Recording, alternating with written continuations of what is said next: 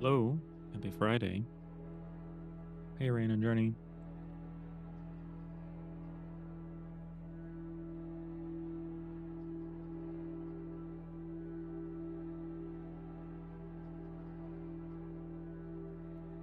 Thank Godot, it's Friday, right? This song is interesting. It's very droning. Dunes at sunset. Dunes.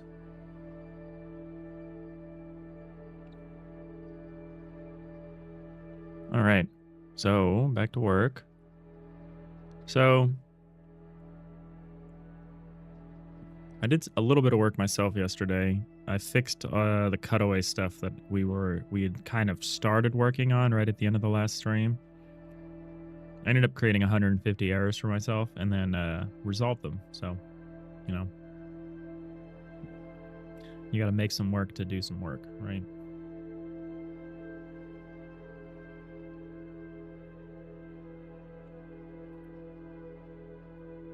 Still got my coffee here, which is nice. Come on, Ryder. Let's get going.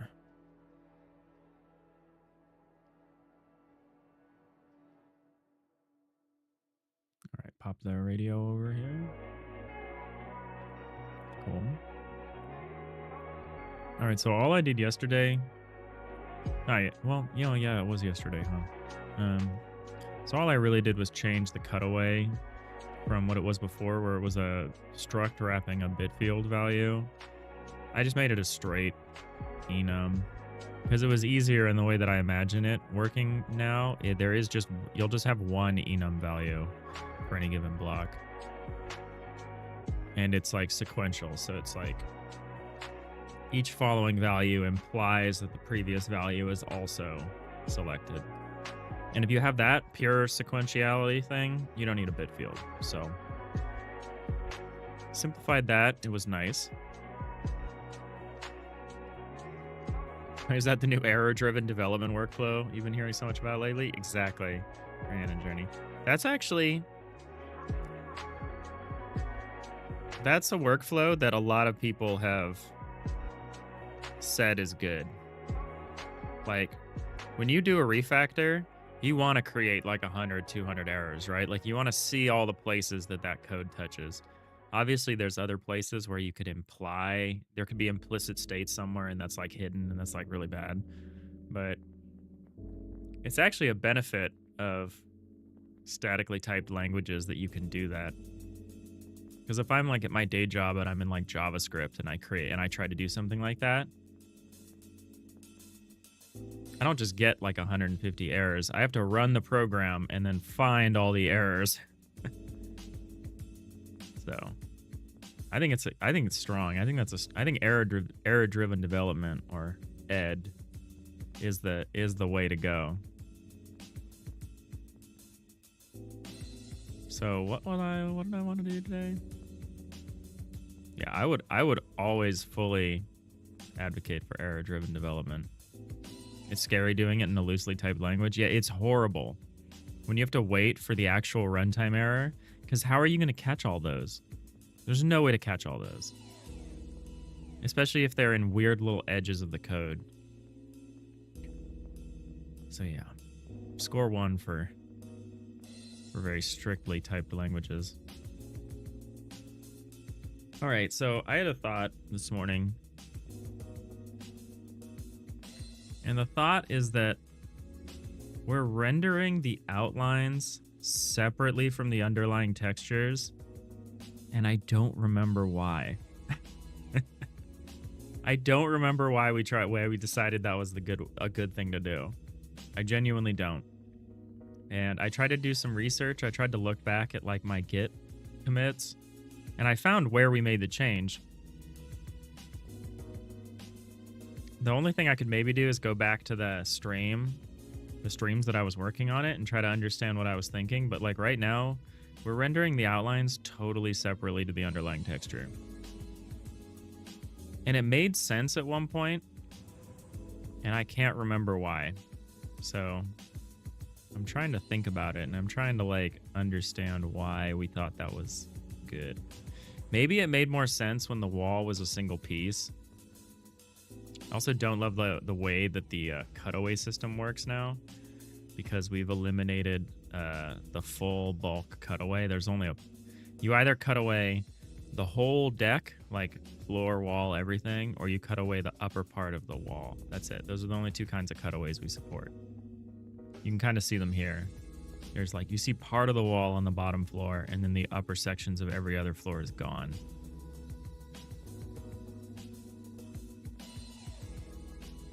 So I like it here, but I don't like it when we're like here.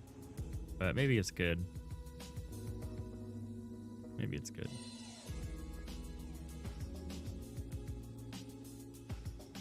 Brandon Journey, does Twitch or YouTube give you auto-generated captions? You might be able to search the stream faster that way. Maybe. I didn't even bother to go back and look at those episodes, honestly.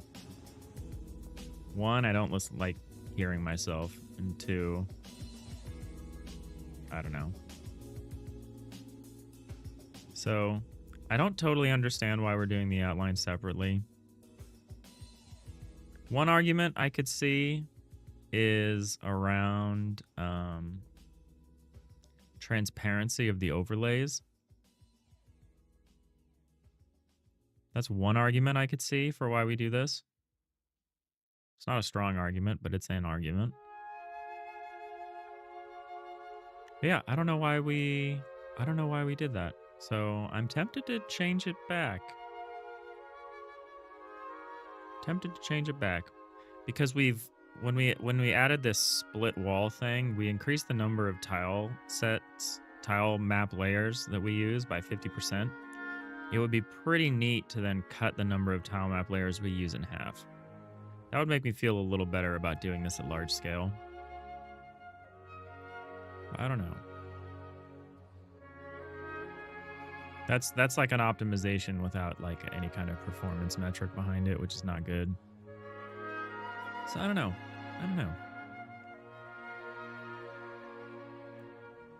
Is it clear that I don't really have any ideas today about what to work on? I'm kind of just grasping at straws.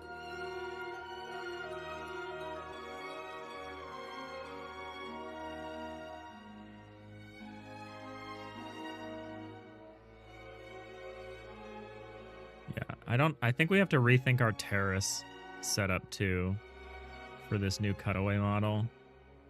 I don't think our terracing works anymore.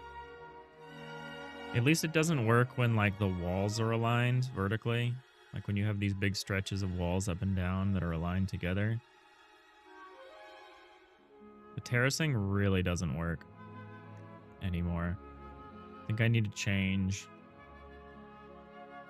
it a little bit.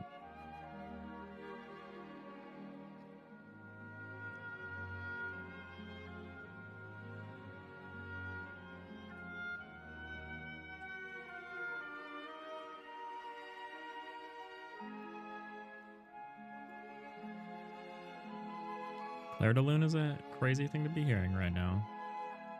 Why is the radio making these choices? Like, is there an overlay reason why we need the outlines to be separate?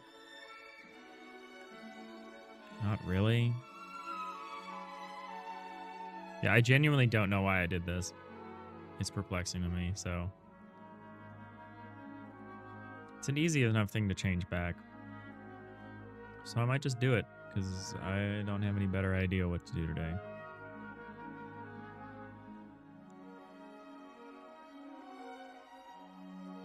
I don't want to make too much progress, you know? I do have some concerns about combining the overlay outline with the underlying texture, because then it's harder to make it semi-transparent.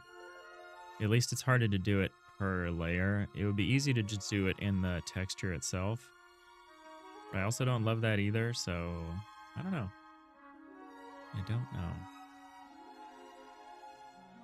But yeah, at the moment, I can't think of a reason why I need the outlines to be separate.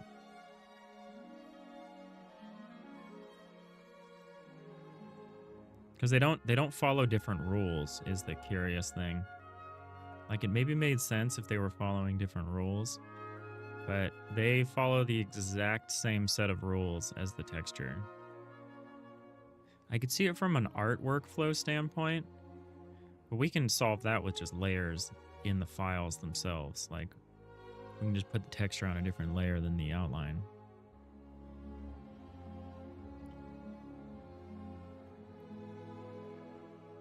So yeah, I don't know. I think I'm going to change it back. I think I'm going to change it back and see what happens.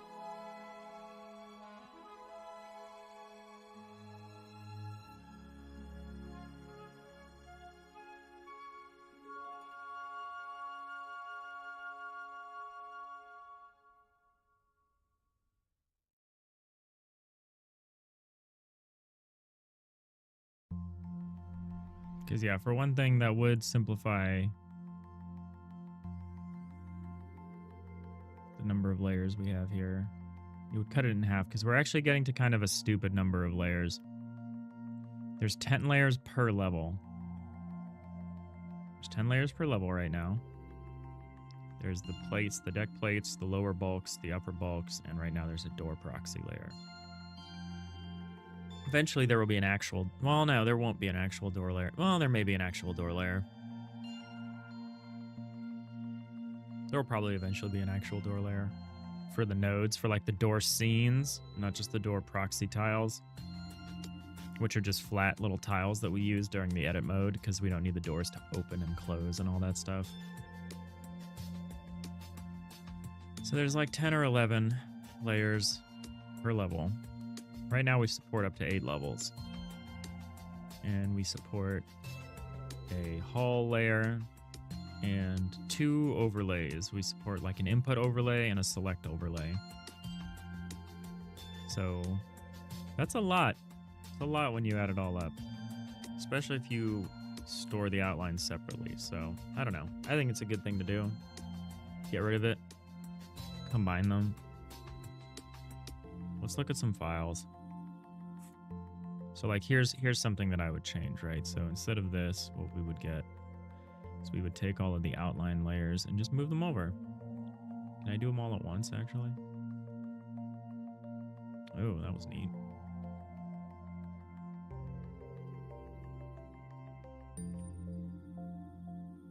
Take this and this and this. Take all of them. See if we can move them over. Yeah, I don't see a reason not to do this, if I'm being terribly honest.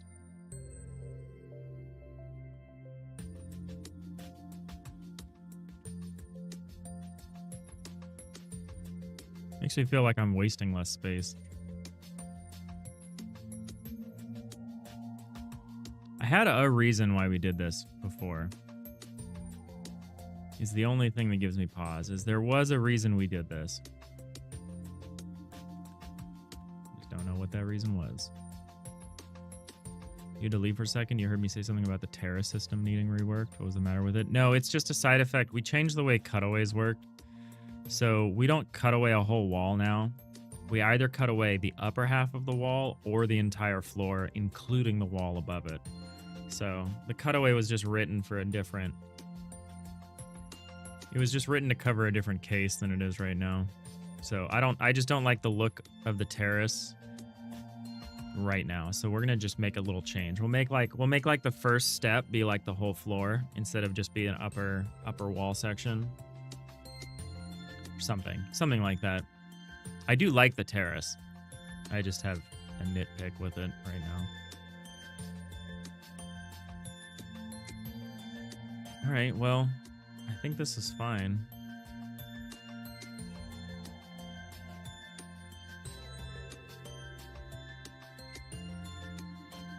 Cuts our texture size in half, which is neat. So like, here's a good example. So we have 3 of these. And so what we're gonna actually do is take these outline layers. This is actually gonna be probably kind of annoying to fix this. What we do is we take these, we copy. Oh, well, here we're not saving any space because of the way that this is set up. So we're not saving any space here by doing this. but that's okay. If anything, we could start splitting these files up more.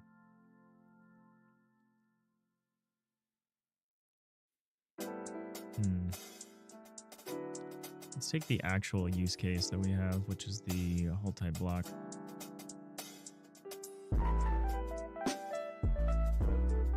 This is one of those tracks where they purposely peak the audio throughout the whole song. I hate this so much.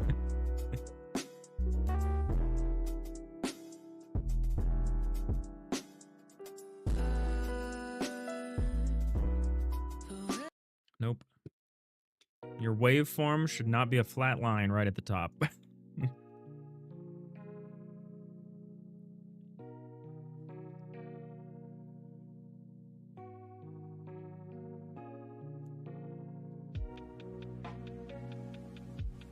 All right, so here we can move the outlines over to these. Again, we're not going to save any space here, which means I actually kind of want to maybe recreate these as separate files. That's maybe what I do here.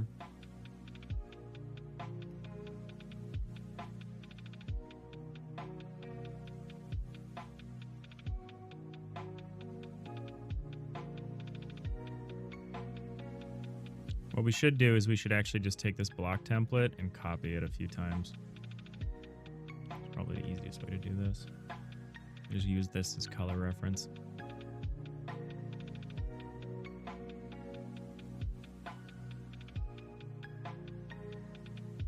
It's the easiest way to do this though, save as.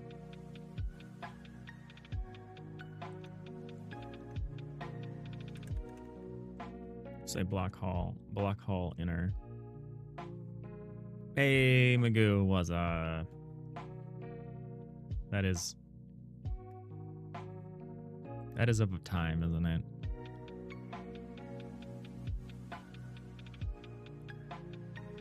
All right, so we'll just correct all the colors here. Is what we're gonna do here.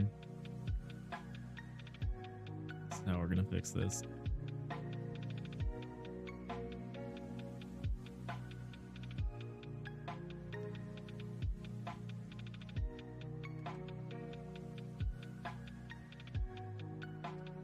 That did not do what I was hoping it would do.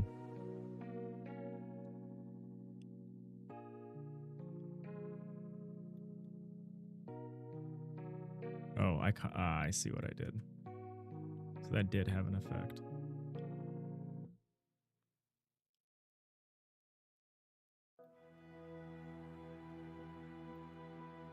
I also need to rename these. I should probably actually do that before I start copying everything around everywhere.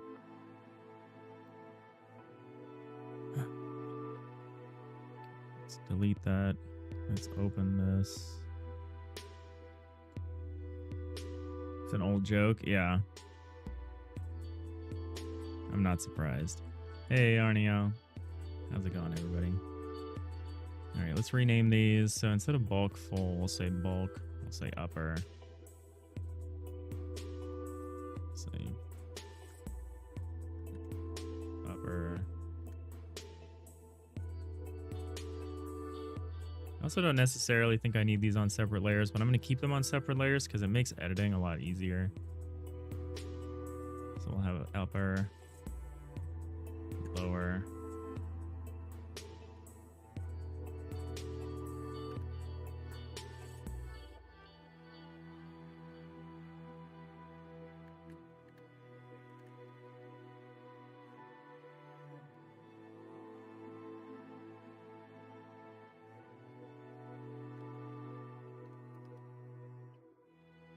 Hey, Vamusi. Ace Bright layout is interesting. Wait, there's dark mode. Oh, yeah, there's dark mode. I'm pretty sure that's what we're using. How's it going? Happy Friday. Arnio, you're going to lurk and cook some chicken? Nice. That sounds good. Preferences. General. Theme mode. Dark. You know it.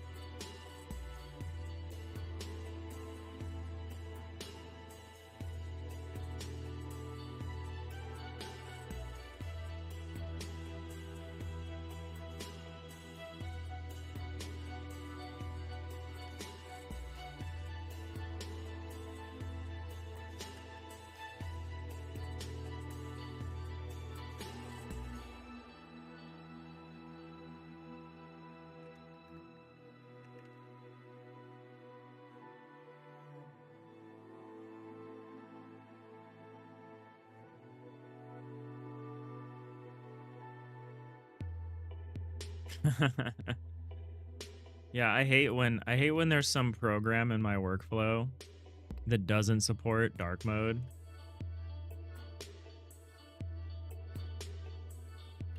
Or if you're like working on in something where like there's definitely some websites I use where they're like my Adobe extension in some cases, if I have dark mode on, I can't actually read anything that the Adobe extension shows me in a certain file.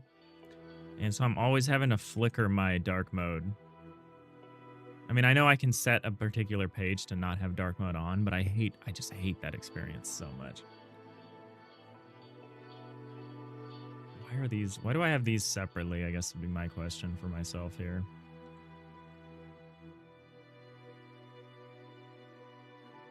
I guess I understand. Shouldn't there be 3 of these then?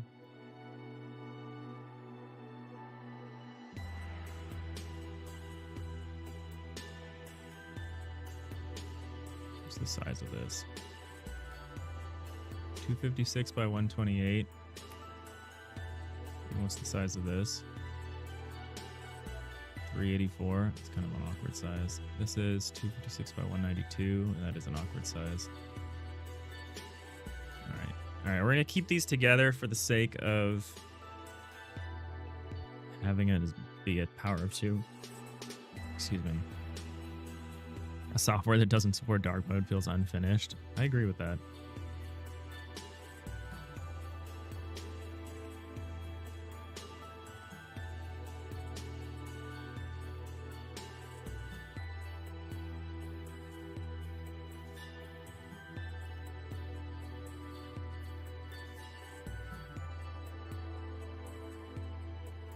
I kind of want to combine these into the same layer.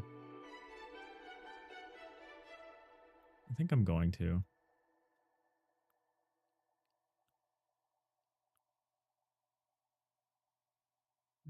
Maybe not.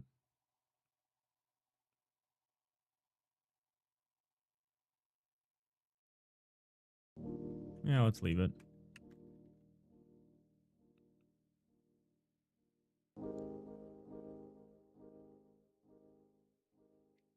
Mr. Magoo, you bought Spider-Man 9 hours ago.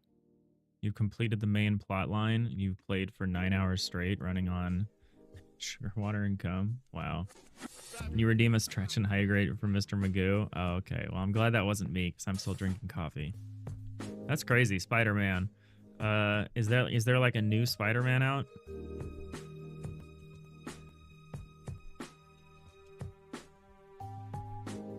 I'm gonna be super honest. I think the last Spider-Man game I played was probably on like the PlayStation 2 or something.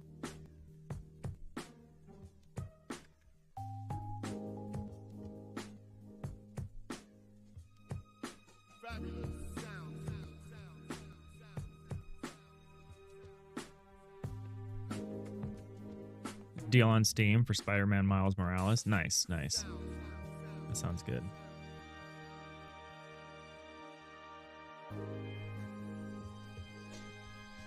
Yeah, I've changed my mind. I'm combining these.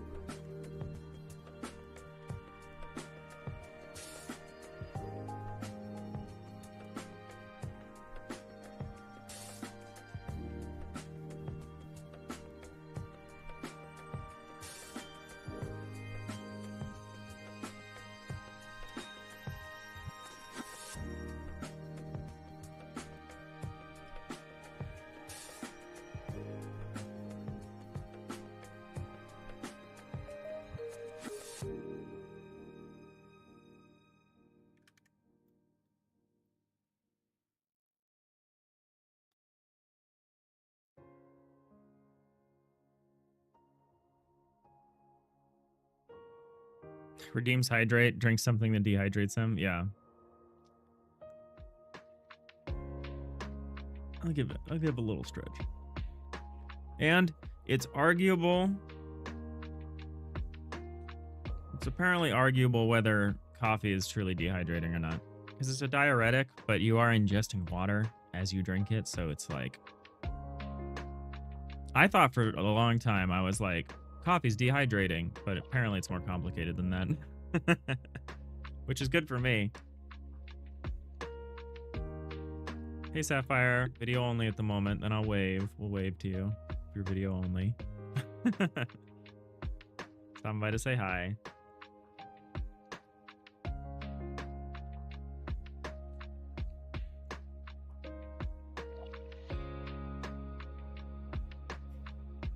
I've definitely become much more of a tea drinker, though, at this point in my life. Way more of a tea drinker than a coffee drinker. Like, I have one coffee a day generally with breakfast, and then it's just tea the rest of the day. If you're thinking, wow, Dave's still drinking coffee, when did he have breakfast? It was recently. It ended up being pretty late. I actually have one last bite of breakfast. I might take it right now.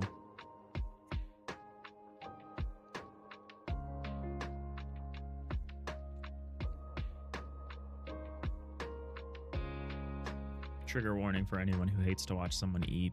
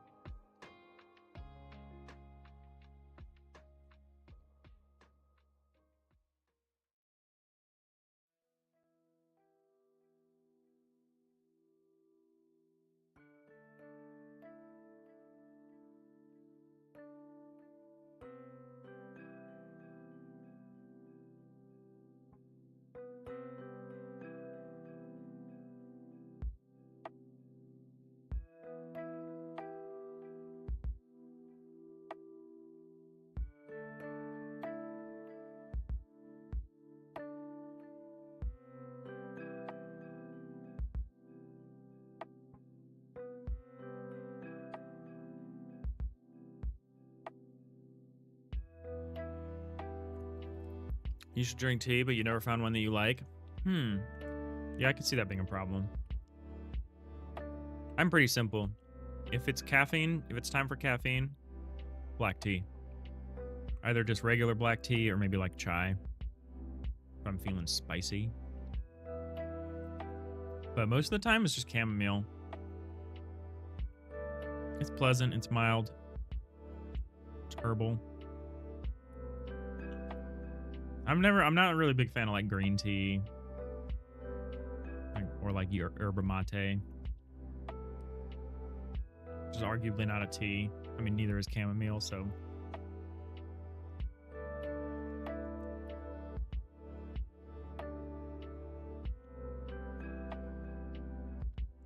You love chai, you just don't have it often. Yeah, chai is pretty good.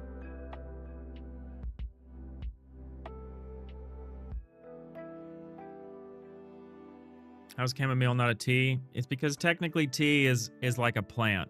In the same way that there's a coffee plant, there is also a tea plant. So tea is something that you make with the tea plant. Chamomile, those are just flowers. Just flower water. I mean, in the same way that coffee is just bean water. And tea is just leaf water. Flowers are plants. Yeah, but are they the tea plant? Yeah, it's not tea unless it's made in the tea region of France. Exactly. It's just sparkling. Sparkling drink.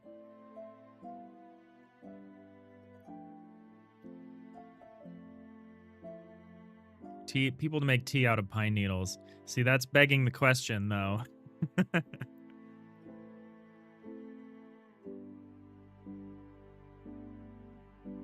That is a hard phrase to use correctly, but I think I actually used it correctly there.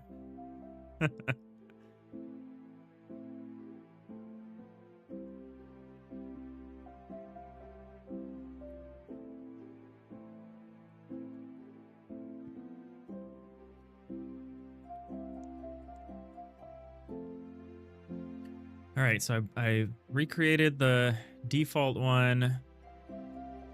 I copied it. Oh, I made I saved as a new inner file. So what we're going to do is we're going to copy over coloration from here. Excuse me. And we're going to apply it. This is how we're going to do it. It's a little tedious.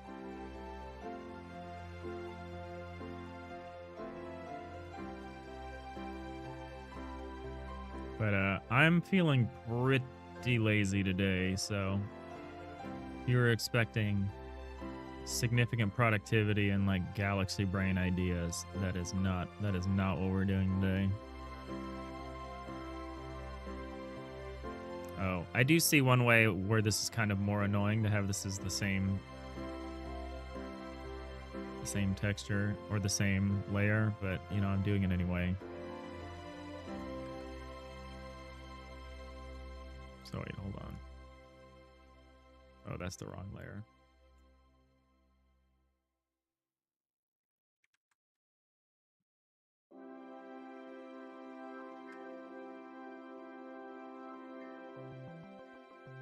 Is this the same color? Oh, it is. Great.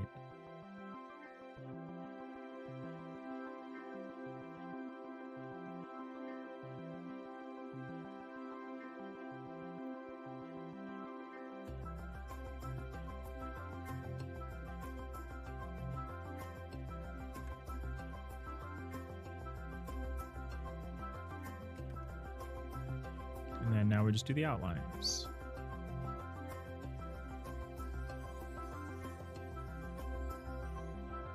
Whatever shade we use here.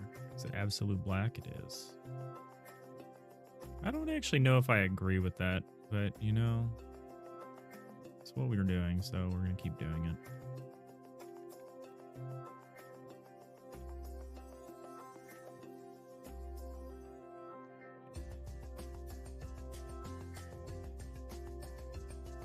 Rhiannon Journey, have you gotten a chance to watch any Godot Fest videos? You know, funny thing about that, I would argue that I've had the chance and I have not taken it.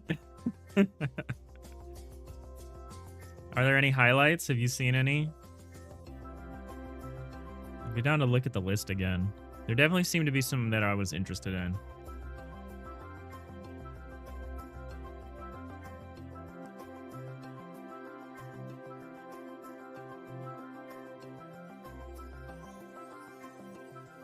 Okay, here's the inner layer redone. Brilliant. And so what we should probably do is just save this as a new layer. Call this block all type middle.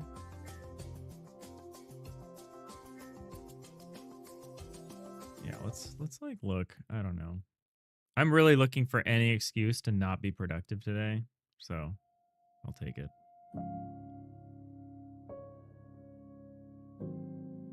Have they added any more? Okay, no, it looks like they're all up here now, and they look great.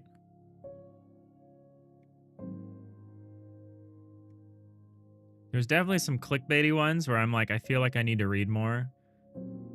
Like this one, like unlocking Godot's superpower productivity. Is that just because Godot is like super easy to use?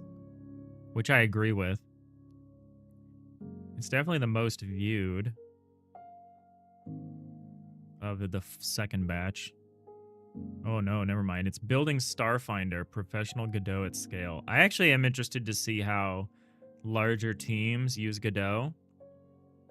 Because already for me, I don't know how I would collaborate with anyone on Godot effectively. I think it's tough. Like, I've talked about it with other devs, and like you can kind of do it with like Git LFS and stuff, but like I would have a hard time.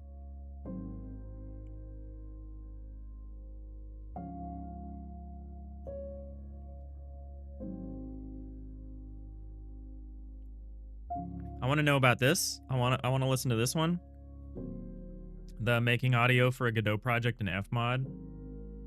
I very much want to do this. I want to learn more about Fmod because we're going to have a lot of dynamic audio, I feel like, in our game.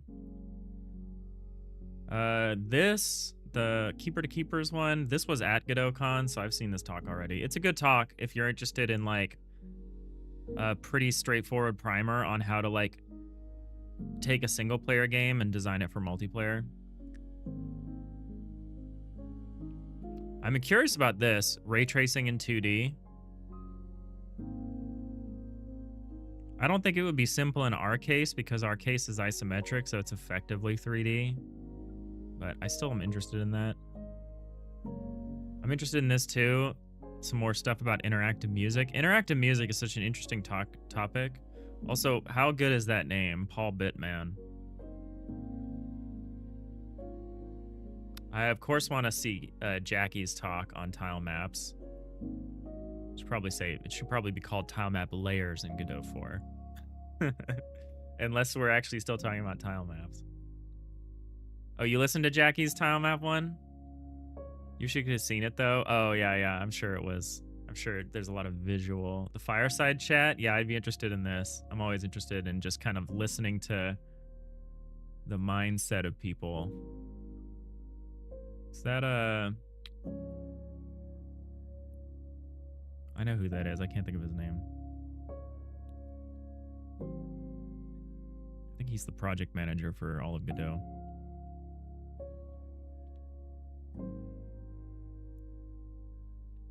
A shipping Godot panel is pretty interesting. I'd be interested to see the problems people had towards the latter end of shipping. I recognize the guy in the middle there too. That guy was at a GodotCon, I think. I should probably stop saying I recognize people because I'm probably wrong most of the time, and then I'm embarrassed. I'm actually surprisingly bad at like at identifying people I've already met. Hasn't caused me any embarrassment. You're really interested in both the interactive music and the ray tracing one? Yeah, I really want the music ones. I'm really interested. The guy with the white hair is someone from JetBrains. Yes, I was aware of that because I want to see his talk on JetBrains.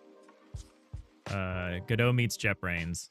I'm very interested to hear what they want to do to support. Matt Ellis, that's the that guy's name. What's the Starfinder one? You'll order that? Yeah, that one sounds interesting. I think the Starfinder one is like, this is a much bigger team. This looks like very XCOM. This actually looks like very much like an XCOM style game. So I'd be interested to see how you do a big project with Godot, with like a big team. I mean, Megacrit could tell us, but they haven't put out a video yet.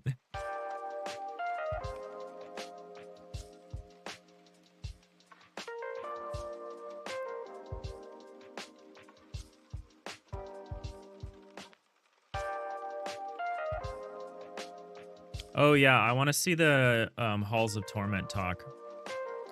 I asked them so many questions, the Halls of Torment team, at GDC 24, where the Godot had a booth and they were demoing. They are doing some really interesting things at scale that I think is pretty hard to do. And it performs great even on like my Steam Deck. Like, I want to see what they're doing. I'm really interested in this talk.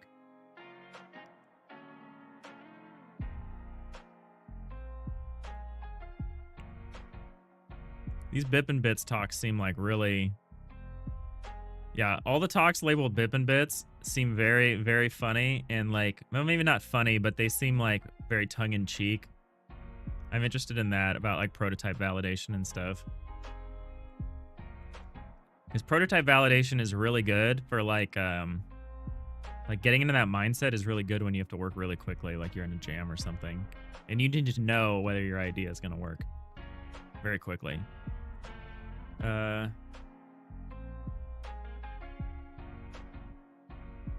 Something about documentation. Your documentation should be in-game. I'm kind of interested in that idea. I love self-documenting stuff.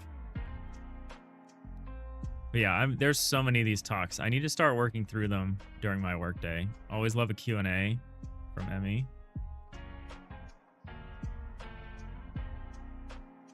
Yeah, there's so many good talks on here. There were good talks at GodotCon too, but this seems like there are more talks from Godot Fest.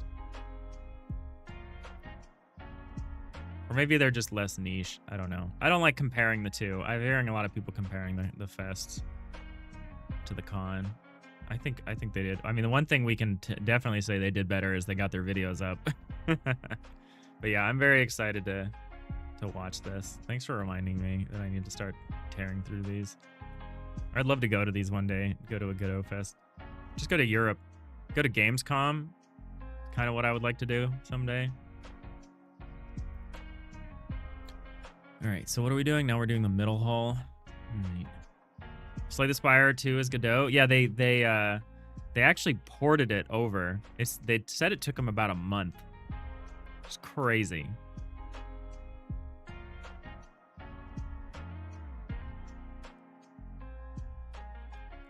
The JetBrains team talked about how it supports C# refactoring tools, and then talked about what GDScript support was available. Yeah, the C# refactoring tools are super crucial. There's something you really take for granted until you pop into the Godot IDE and you're like, I need to refactor this, but I can't because there's literally no way to do it short of search for the word in every file that I know it's in. Like, yeah. Refactoring tools for GDScript in Godot would be awesome, but I am starting to feel like I'm getting pushed in the direction of I should be working on my GDScript files in JetBrains Writer just so I have a better experience, assuming they even support any of that stuff for GDScript, but I would love to see a little bit better of an IDE for GDScript specifically compared to what we get for C#.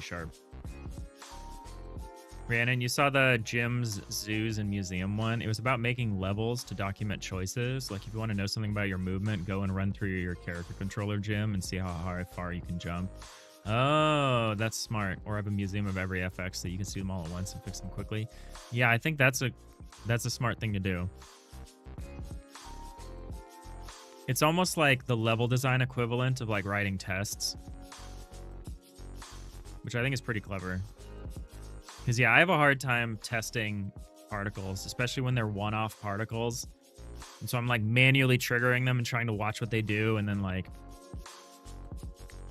the making of Dog Walk one was the Blender crew talking about their workflows and problems and solutions they had making their game in, like, 4 months. That could be fun. I thought that Dog Walk game was pretty neat. All right. Let's continue with what I'm ostensibly doing here.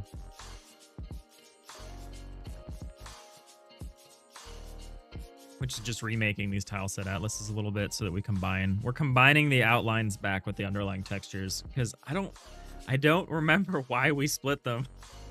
I don't remember. And it doesn't seem like a good idea anymore.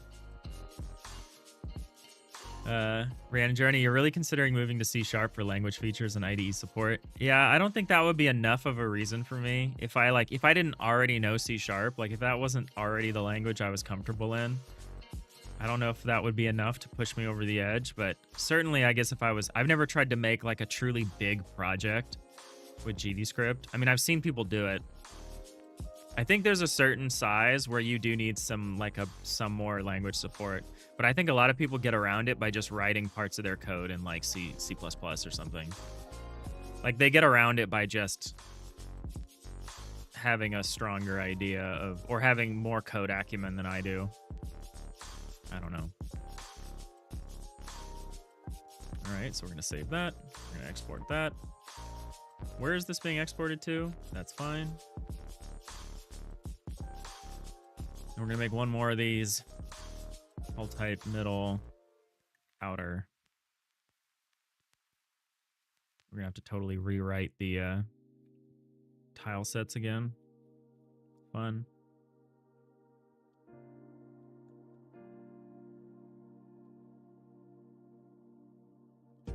Mamusi, you did that.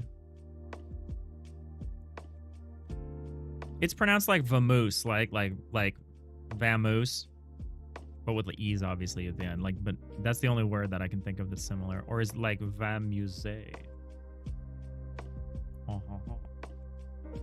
I hate pronouncing people's names wrong, so I'm always asking.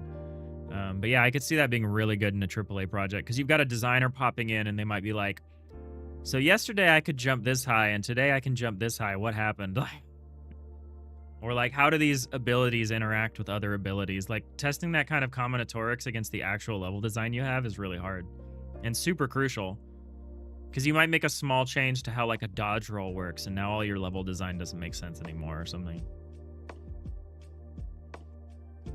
The extra E. Vamuse? Like muse? Like you're like you inspire me? Okay, thank you. Thank you for clarifying.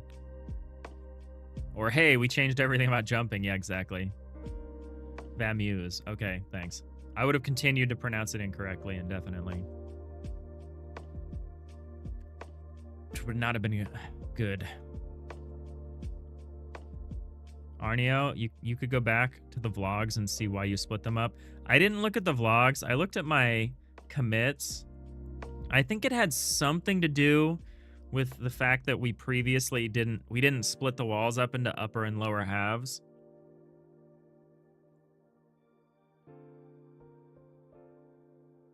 But yeah, I can't think of a good reason why we did this. I'm sure at the time it seemed like a good idea. But I think especially now that we've split these up, there's no reason to do this. And the fact that we've already increased the number of tile map layers by 50%, I think it would be nice if we could cut the number of tile map layers in half after the 50% increase. I think that'd be pretty neat. So we're gonna try it. If it's egregiously bad, then you know, we'll know why we did it. And if we don't notice, then we didn't need it, so.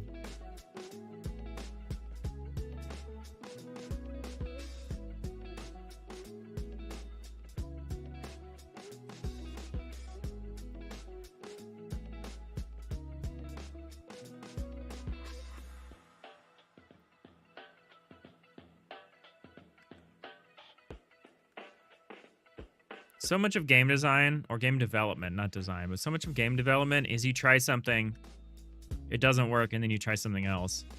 Or you try something, it does work, and then you still try something else. Ooh. Yeah, okay, yeah. Vamuse. That's, that is quite a rendering of your name.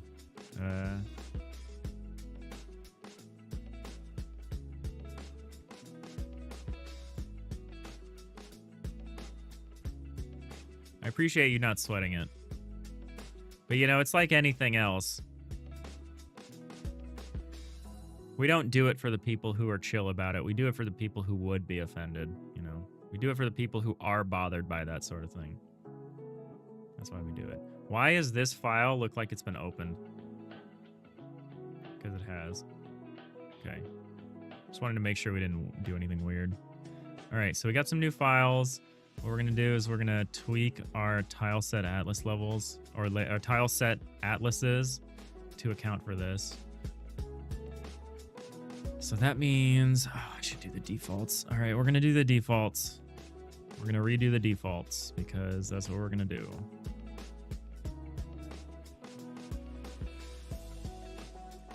We're going to redo these horrible defaults that I hate looking at. But we're going to do it.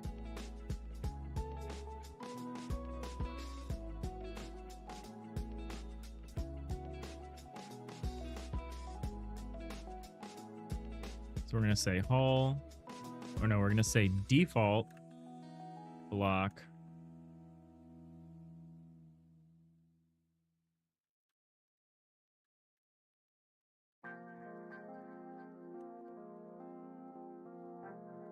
we'll say default block inner, or no, we'd probably say block default inner.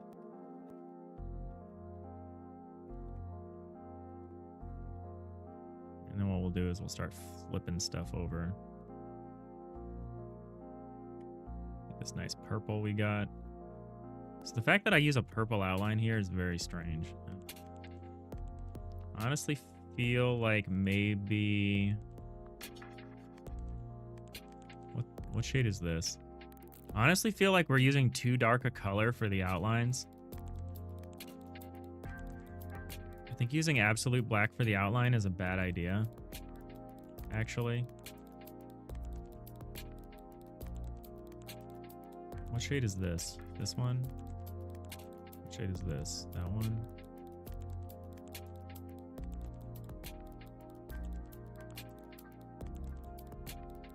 I think we actually want to use this slightly lighter shade.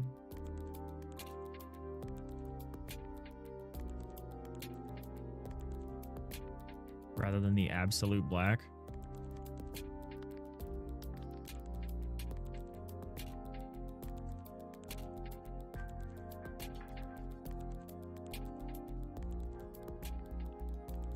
I'm not sure though. I might keep it black for now.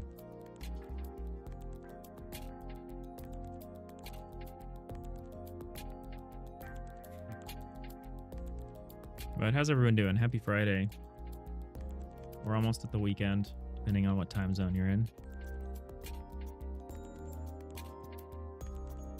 I'm enjoying this very chill stream because, yeah, my energy levels are low. I had a really nice day off yesterday. But now I'm just like, it's hard to take a day off on a Thursday because then you have to come back to work on Friday and you're like, it would be nice if this was the weekend.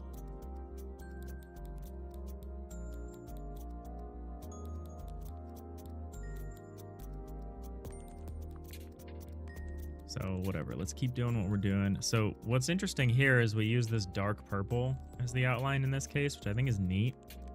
It does point to the idea that we're actually using the wrong color for the outlines. Do I want to do anything about that though? I kind of do actually. Kind of do. Let's change this shade. Let's just lighten this shade slightly. Because I think eventually the environment clear backdrop color is going to be like solid black. In which case, I don't know if we want to do outlines anyway, but at least this way it'll be somewhat distinct. It'll be the most minimal amount of distinct, but it'll be something. Which I think is helpful. I kind of like flattening that a little bit.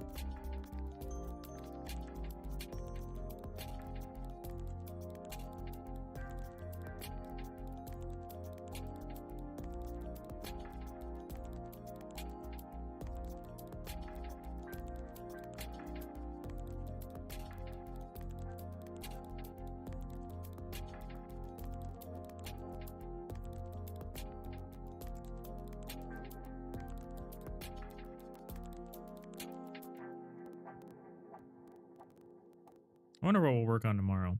I guess it depends on what we get done today. I do like our Saturday streams though. I do enjoy those. It's nice. It's nice to stream on a day I don't have to otherwise work. It's really nice. All right, we'll do this here.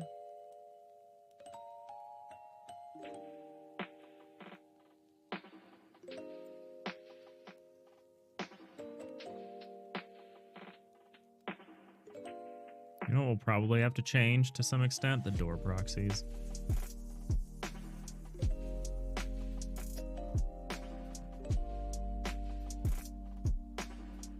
I don't totally love how this looks. This is gonna be even harder to tell the outline against the middle hull, but that's a temporary problem, reflective of the fact that I can't be bothered to texture any of this stuff yet. But texture it we will eventually. Alright, black hole inner. Why did I call this black hole inner? I feel like it's supposed to be black hole type. Oh, it is black hole type inner.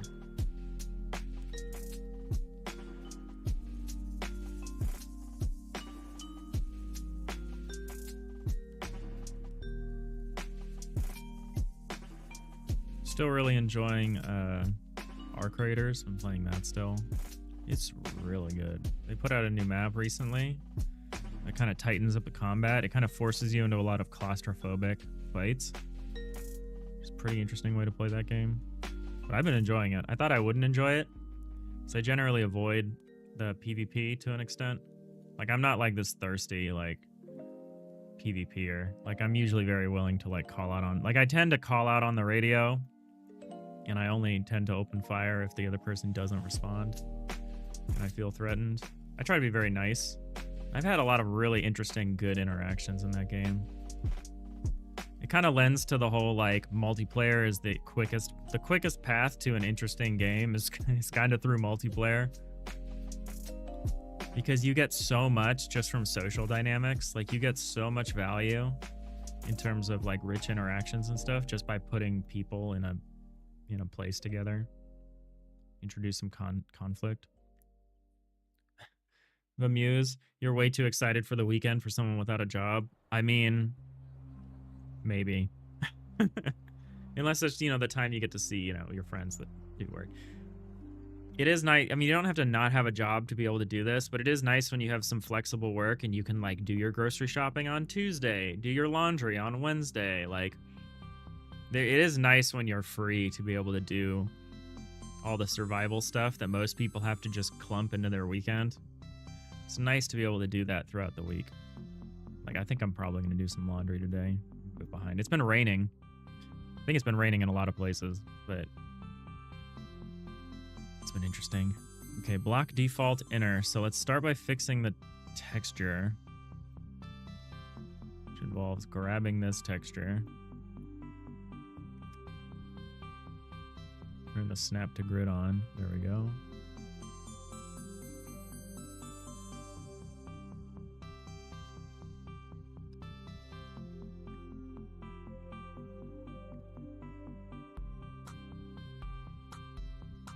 You thought we were going to be getting serious work done today. You were wrong.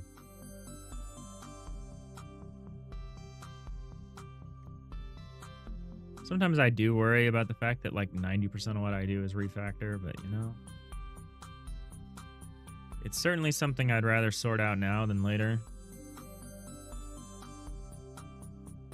The more stuff you build on top of a system that wasn't thought out well, the more pain you have later.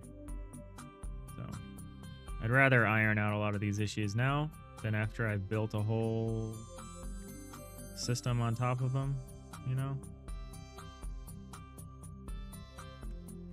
Not that there's any way to actually get out and around from that, but, you know. Well, we're in ads, so hold on to your ads, people.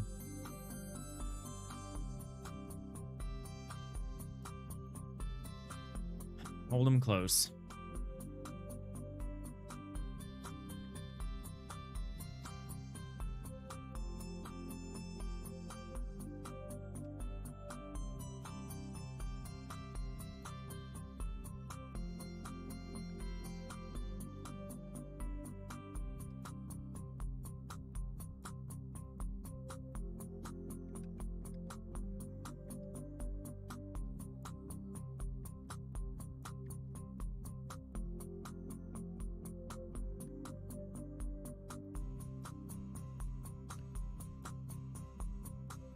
Oh, excuse me. Got those post-coffee yawns. The yawns of someone who wakes up late and doesn't work very hard.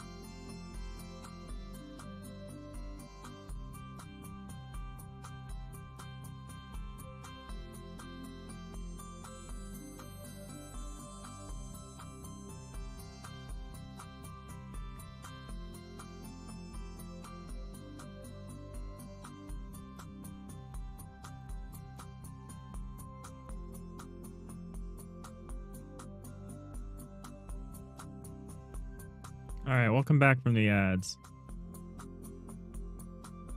Why didn't that work? Quoi? Oh, I'm on the wrong layer.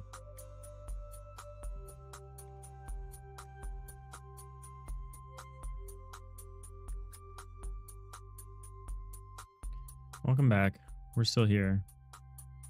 We're still here just messing around with tile sets.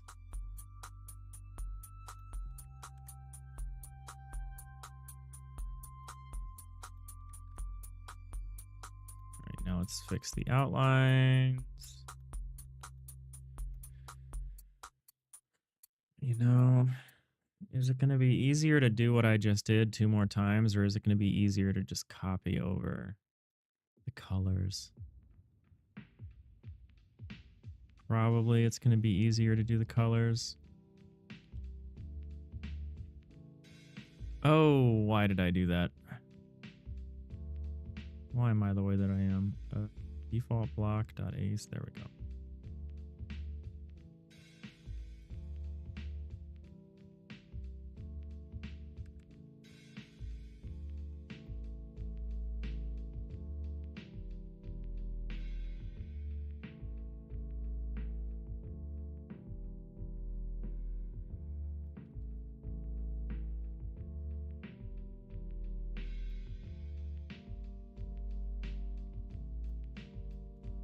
Excited for some new movies.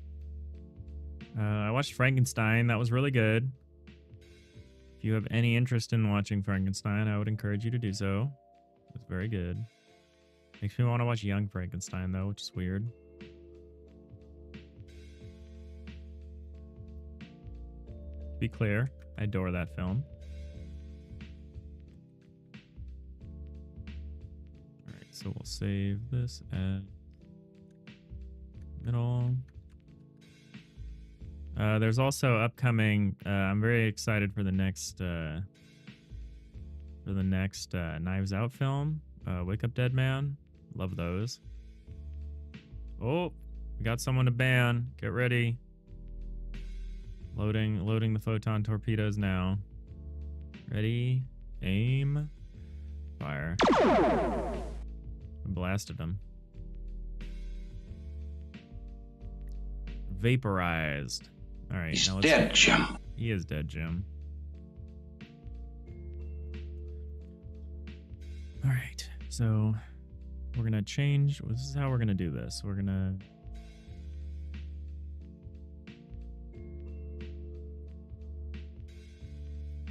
Oh, is that right?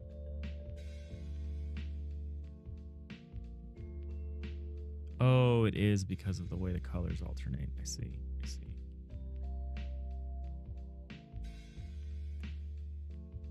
Well, maybe I don't see. So how does this work? So you're like that. You're like that. Okay. So it should be this one. Okay.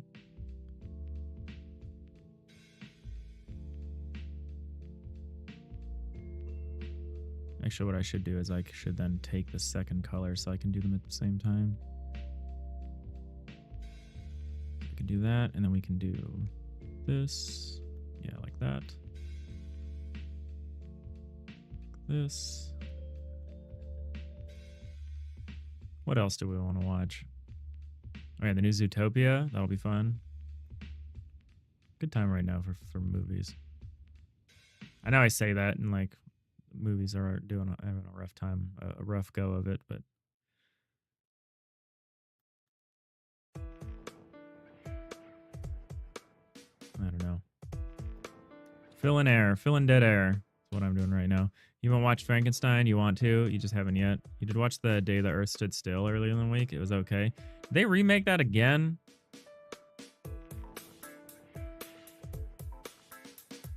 We don't need to keep doing this, Hollywood.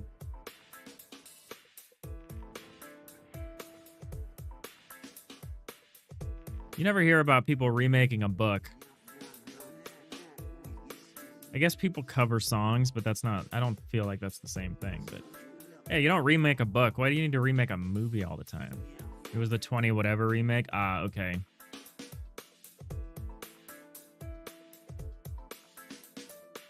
There's that Ice Cube, War of the Worlds or whatever, new version. I think it's Ice Cube. It's crazy. They just keep doing stuff. You just hadn't seen it. You know what I hadn't seen, which I cannot recommend, but which I watched, but which I do not necessarily recommend this. I had never seen Murder by Death, and I finally watched it. That's a tough film. It's a tough film to watch nowadays. Especially compared to its contemporaries, which are just way better. Like The Cheap Detective. The Cheap Detective is one of my favorite movies. They made it like 2 years later, also starring Peter Falk and Eileen Brennan. And that movie is so good and so timeless, and yet, I don't know, maybe timeless is the wrong word. It's from the era of like the 70s parody, peak parody, which was in the 70s. I don't know where I'm going with that.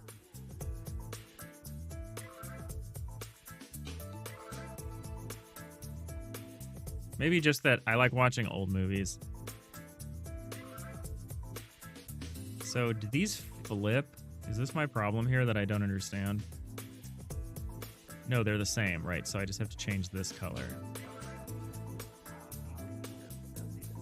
Oh, Lord. There we go.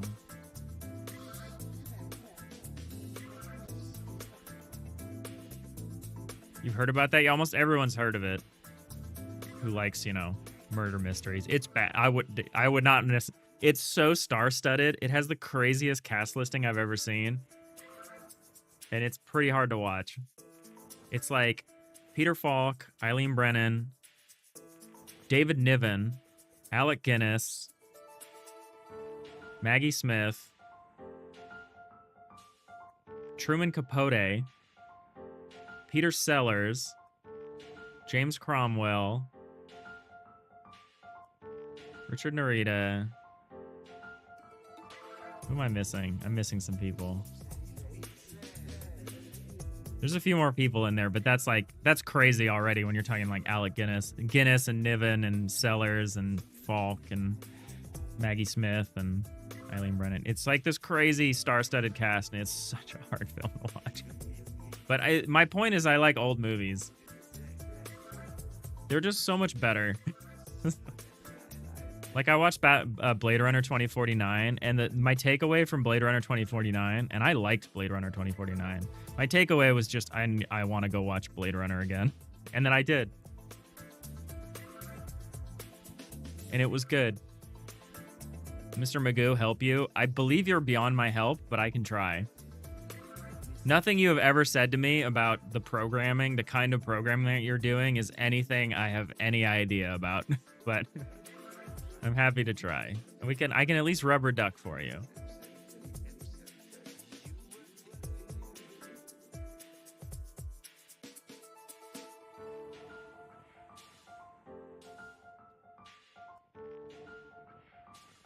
I think one of the movies I want to watch next is the 1978 version of Death on the Nile. I've heard it's the best one, and I've seen like 3 different versions of Death on the Nile. I've never seen the 1978 one. I want to go back and see it. You've had too much sugar water and you're shaking. Water would be a good recommendation.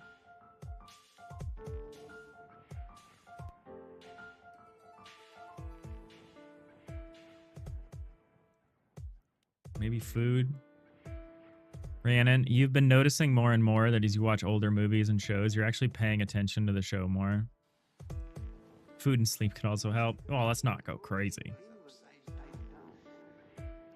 But no, I get it. I've suffered from like acute anxiety. It's not always because of something I've consumed, but it often is. It's often like too much coffee, not enough food, not enough sleep, too much work, too much stress, too much sugar.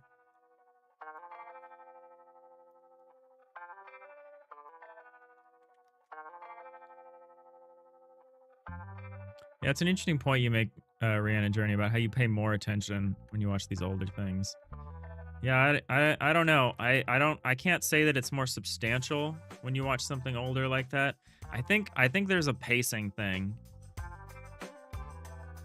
I think there's a I think older films, even though they're often very often shorter than their modern contemporaries, like if you want to watch a 90-minute film, you almost always have to watch something from like, you know, a while ago. They don't You're more likely to run into like a 3-hour Marvel film or something. And yet, I would argue that those older films are paced way better. Whether they're shorter or longer, or they've got more going on or less, there's some kind of rapid fire Joss Whedon style, like dialogue quippiness thing, rapid cuts. There's a lot of things that we just do nowadays in a modern film that I feel like makes it just feel insubstantial. I was reading an article about it in terms of maybe depth of field is the wrong word, but deep focus, which is like when you can see someone in the foreground and the background is still in focus, which is kind of how we see. It's like how the human vision works, is like deep focus. And they were talking about how old movies did that a lot more, and newer movies, it's very often you can only see people in the foreground. Everything in the background is like CGI or nonsense. So even if you can technically see what's behind the person, you very much lose this like sense of place, of like the feeling that the actor is actually in a place that's real. And I feel like I definitely notice that when I watch anything nowadays. There's usually so many layers of CGI going on in the background. I don't know.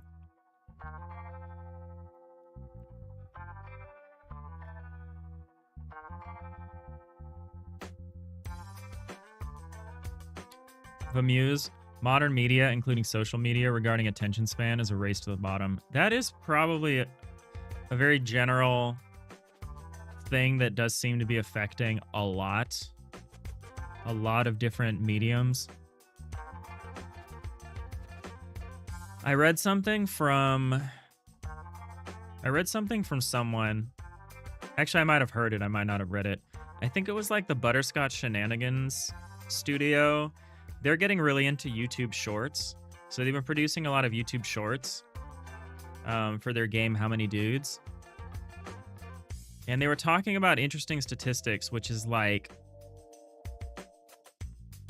1 second of downtime causes like 50% of viewers to like leave. Like if there's a 1 second pause in the action, that will cause like half the people watching it to just not be watching it anymore. They'll jump away. So like that leads to like what I think people will call like YouTube speak, which is like when someone records like me, they're just recording in front of a camera and they're just talking pretty casually. And then they edit it so that they remove all of the pauses. And you end up with this very artificial, very stilted way of talking, which kids actually imitate. It's so bad. There is nothing worse than hearing like a child be like, POV chat, we cooked, or something like that. And you're like, oh my God. I hear so many kids start their sentence with chat. And I know I'm contributing to it, so I'm a streamer, so I'm not, you know, I'm partially to be blamed for this, but like, what is happening? It's so crazy. I don't want to get into this whole dog pile on the poor children who like don't know how to communicate anymore because our media betrayed them. But it's just interesting. It's just interesting. It's not their fault, okay? We're all a product of our environment, and right now the environment is pretty rough.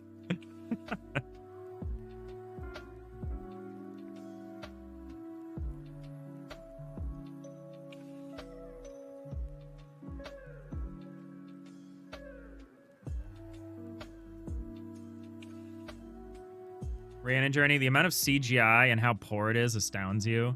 You feel like you were promised a time when movie VFX would be photorealistic, but studios are just pumping out cheap CGI stuff.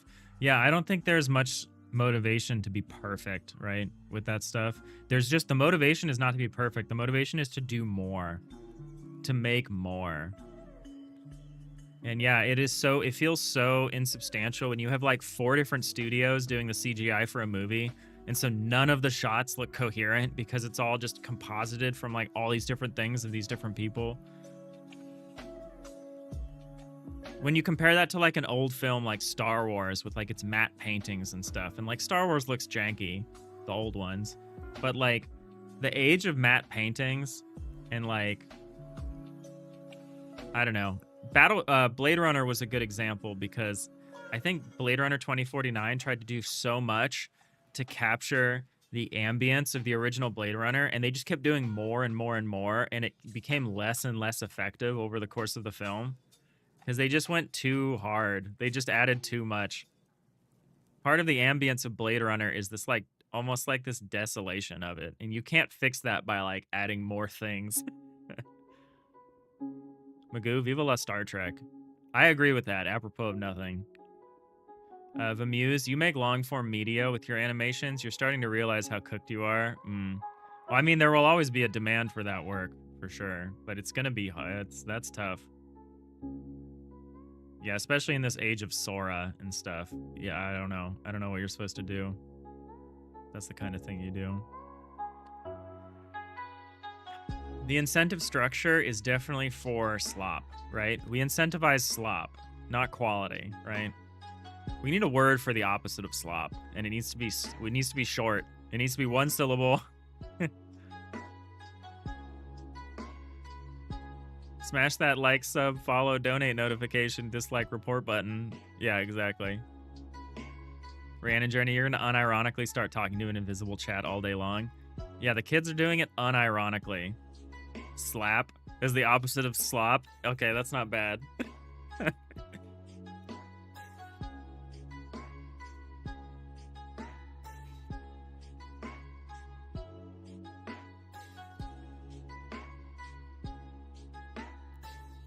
Yeah, I mean, part of the gamble that I'm taking with my game is that I think there's going to be a significant countercultural push. I mean, obviously slop is ultimately going to win in terms of popular culture and mass media and stuff like that. But I think there's going to be a significant counterculture movement that's like, I want my games to be handmade by an individual, not by, you know, a data center in, you know, NVIDIA's backyard. So I'm taking my time. I'm trying to produce very high quality, very small, very tightly scoped things. Well, tightly scoped is maybe generous. Focused. Let's say focused.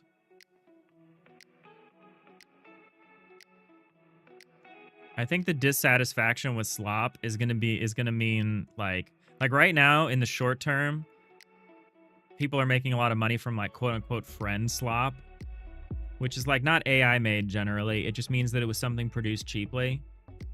And I think that kind of a game is gonna succeed. But I do think there will always be like an appetite for these, what I want to call like artisanal or like handmade games or whatever. Whether anyone has any money to buy them is an open question, but I'm hoping. All right, so we just updated a bunch of the files. What I need to do now is start swapping out. I basically need to rewrite these tile set atlases from scratch, huh?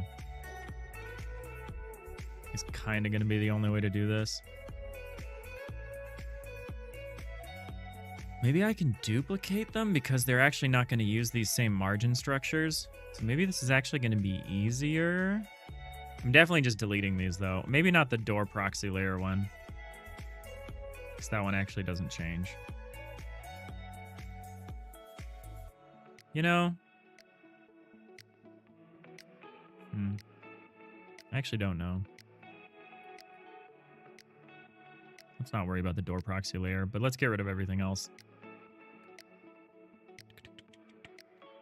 Lots of files depend on this. That is okay. We will reconnect them.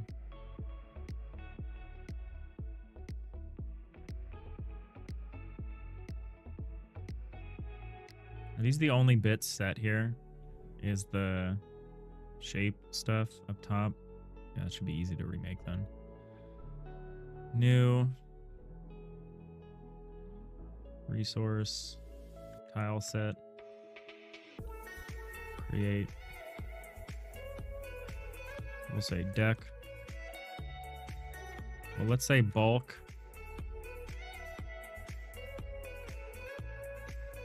Upper.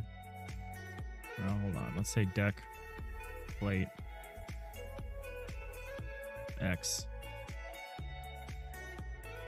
layer.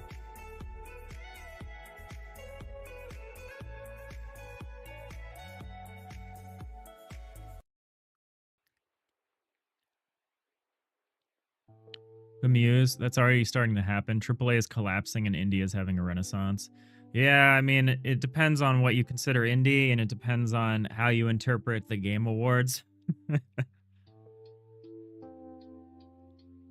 But yeah.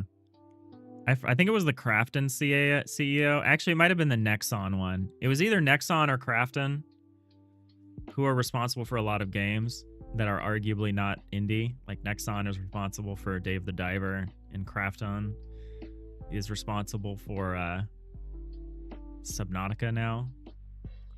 But one of them was like, you should presume that all game dev studios use AI.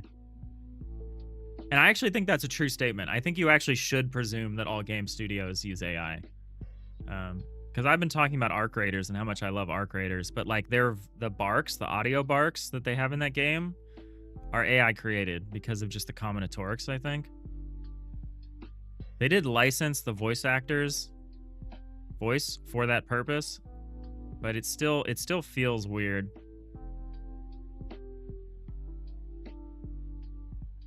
All right, so let's open this. Let's maximize it. Let's start adding atlases.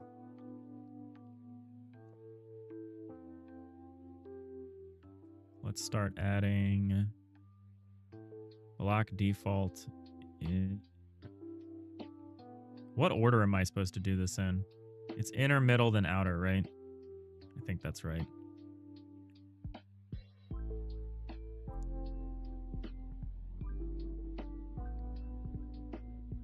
Turn that off.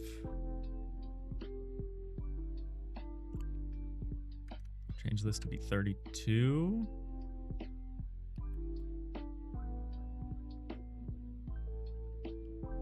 We can name this default inner X.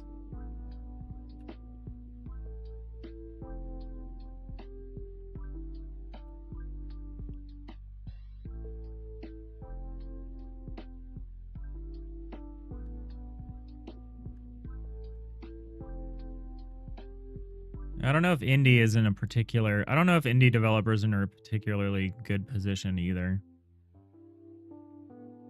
The market is very saturated at the moment. What is this weird box I'm seeing here? What is that?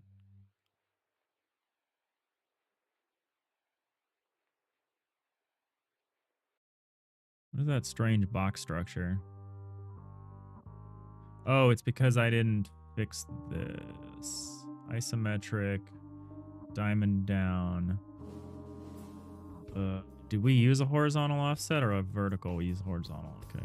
32 by 8. There we go. Okay, that's what that was. That was the tile. That makes sense. The Muse, your hot take. You think there are ethical ways to use AI in the workflow as long as no one gets replaced and it's used to enhance the quality of artists, developers? I don't know if that's true. I don't know if that's true.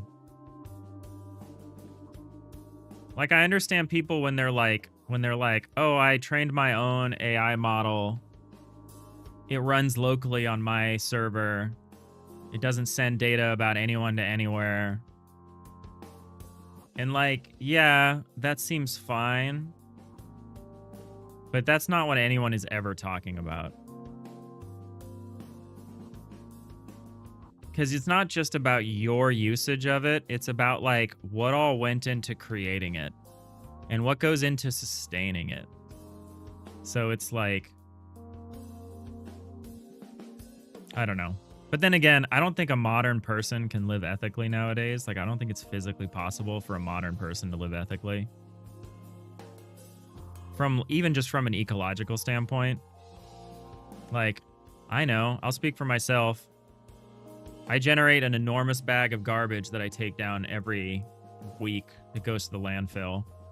I have another thing of recycling that I take down that doesn't get recycled. It just goes into a blue bin that's like, you know. I use a ton of power. My power bills are crazy. Like, I don't know. I think it's really hard to do anything today and be like confident that you're doing something ethically. I think as a tool, it could be useful to an individual. I'm just not sure. Like, that's like, I don't know. I don't argue that it's not useful. I don't argue that it's not useful. Yeah, okay. Double negatives, man. Market's saturated, Vimuse. But really, all media is saturated. Oh yeah, the whole world is saturated. Our society is saturated. This earth is saturated. Some might say oversaturated. Rhiannon, you think cloning audio voices for your game can be one of the most ethical versions of AI use, as opposed to generative AI, which takes all art ingested into it? You're training your model on one specific voice that you presumably license, paying good value for the person. Yeah, exactly. That's very different. It's very different, but at the same time, it's like, I still think you have to like consider the lineage of the technology that you're using. I don't know. I'm going to get you ranting about how corporations try to pass off their responsibilities to the individual. Yeah, I mean, how are they going to afford, you know, governance and responsible sustainability and all that stuff? How are they supposed to do that and still provide value to shareholders?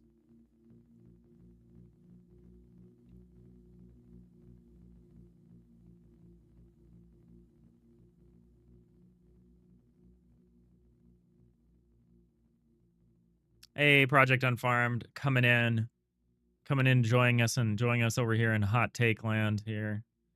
The thing is, I'm not being very productive, and that generally leads to fairly unfocused discussions about how cooked we all are. We're cooked, chat. We were also talking earlier about how kids will just enter a room and be like, "What up, chat? Hey, chat." To no one in particular, let's be clear. All right, -6, 10. Is it bad that I've started memorizing these offsets? Is -6 not right? No, it's -8. He says after being like, is it weird that I've memorized these? And proceeds to do it wrong.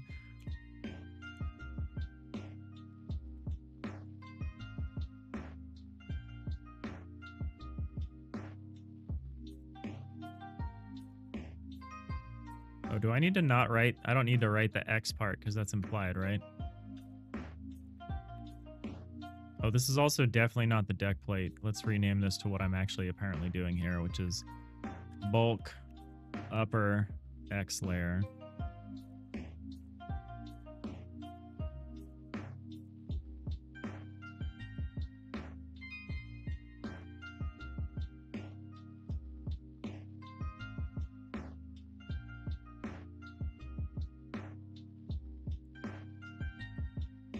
The Muse, you find philosophical, socio-economical rabbit holes very productive. Oh, yeah. What am I doing next? Oh, yeah. So I'm going to go through these here. Default. Middle. Oh, yeah. We have to change the overlay, too. I forgot about that. 16, 32. We'll do that in a second. We have to decide how we're going to handle the transparency of the overlays now.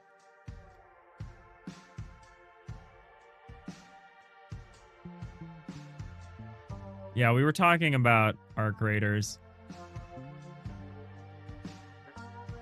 It's because the audio barks and arc raiders from the raiders, they call out like specific items and locations and stuff, depending on where you point when you ping or what you like mouse over and like click. And obviously the names of those things change. So they took the approach of like, we're going to train this person's voice who we hired and paid to do this combinatoric explosion of like descriptive items. That seems like the least problematic way to use AI voice.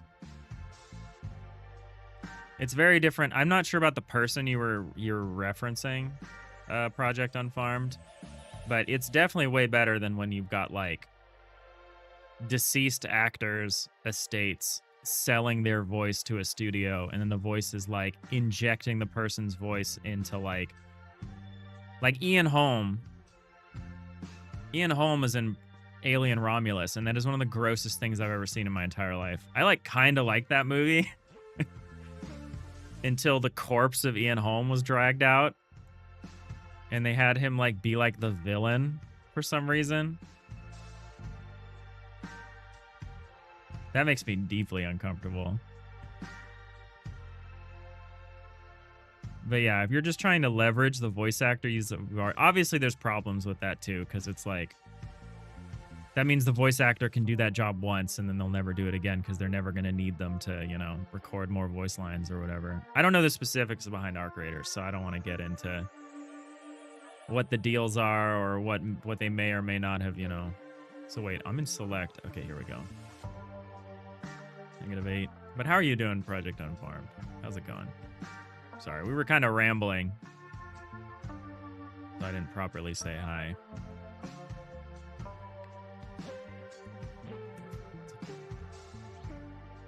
Is it weird that I have the inner first and then we go to the outer? Shouldn't it be the opposite? Shouldn't it be like outer, middle, then inner?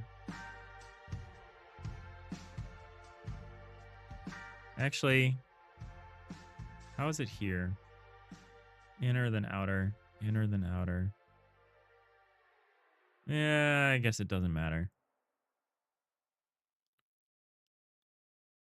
How do we organize this, though? So here when we say hull type as an integer. Oh yeah, we have it inner 0, middle 1, outer 2. That's fine. It really doesn't matter.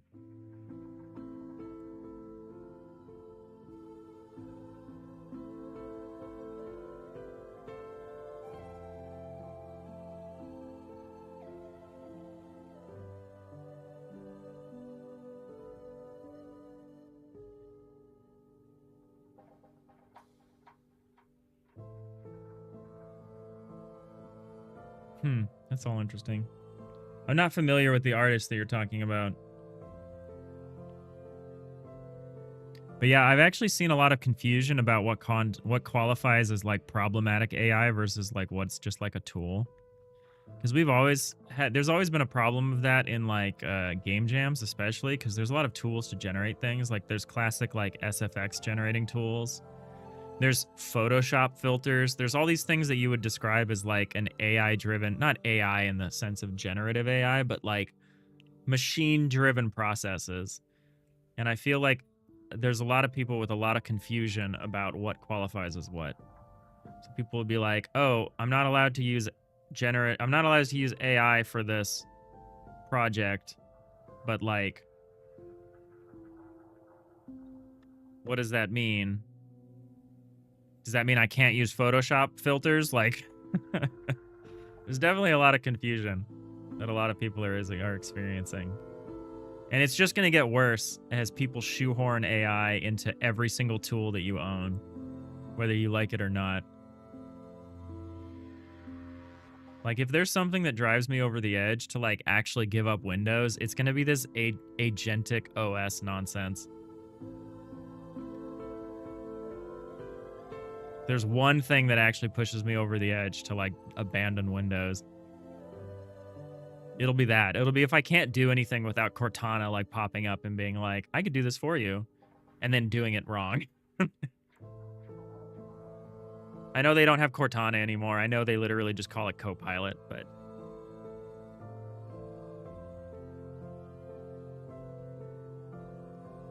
And even just calling it Copilot kind of, you know, confuses people with the GitHub Copilot, which is like a very problematic but certainly less odorous usage of it, of just like an autocomplete function. Because I use autocomplete. I use JetBrains autocomplete, which I don't think has a name.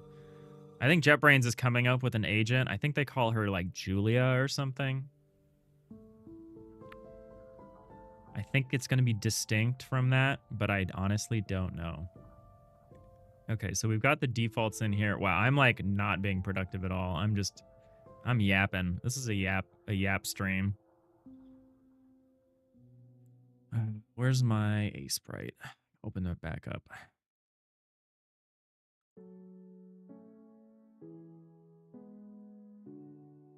Vamuse, you mean at its core, the problems with AI is replacing people's jobs, scrubbing unlicensed data without permission. If you don't do either of those, you think AI as a tool is fine. Yeah, I just don't think you can separate that. I don't think you can make the argument of like, I know OpenAI is destroying all of people's jobs and trampling all over copyright protections, but I have my own AI that I trained myself. It's only been fed on, you know, fully licensed derivative works on a diet of, you know, organic public domain assets run on a home server. I don't think you can separate that. I know you can practically. I don't know if it's like a meaningful distinction. I think it's tough. I think it's really tough.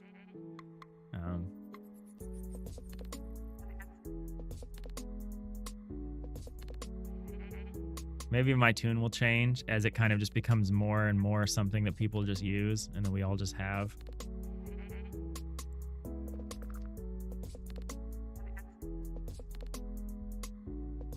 You really need to learn Linux? Yeah, I do too. Rhiannon, you saw that someone high up at Microsoft couldn't believe that people didn't want AI in the operating system. That was the CEO or president of the Microsoft AI division, so I understand his confusion.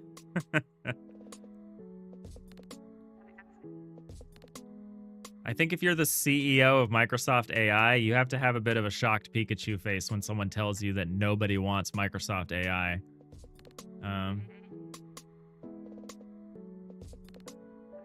You're trying to advocate for the fairest option, Vimuse. You don't use it. No. I see your point. I see your point. Your point is not invalid. The problem for me is like,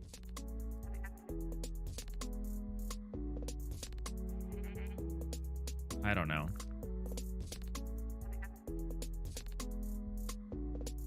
I'm on the very edge of saying something that I probably shouldn't say, but it's like, can you really divorce a technology from the circumstances of its arrival, from the circumstances of the environment in which it like arose and the effect it's had on society? Like, we use nuclear power for good things, right? Like, we have nuclear power plants. Those do good things. They provide power and heating to, you know, some number of people.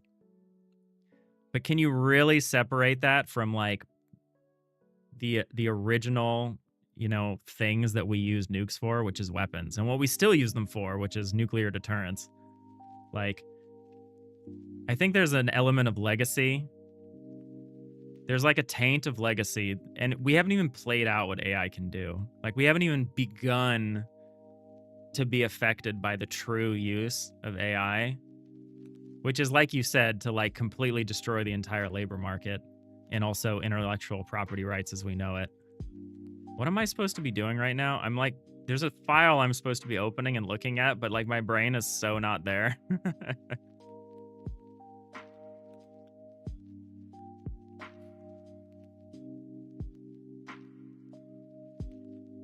What was I doing? Oh yeah, the overlays. Gotta fix the overlays.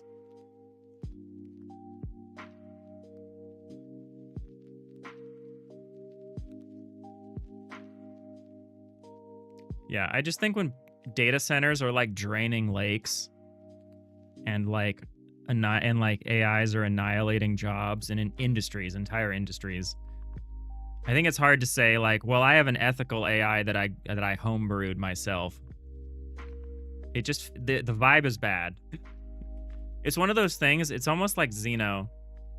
Like a Xeno paradox where like you can make a series of like very clear logical statements that make sense and arrive at an illogical conclusion.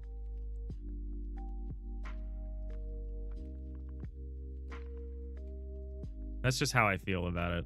But yeah, I'm also not the arbiter of truth or justice. I'm just a guy.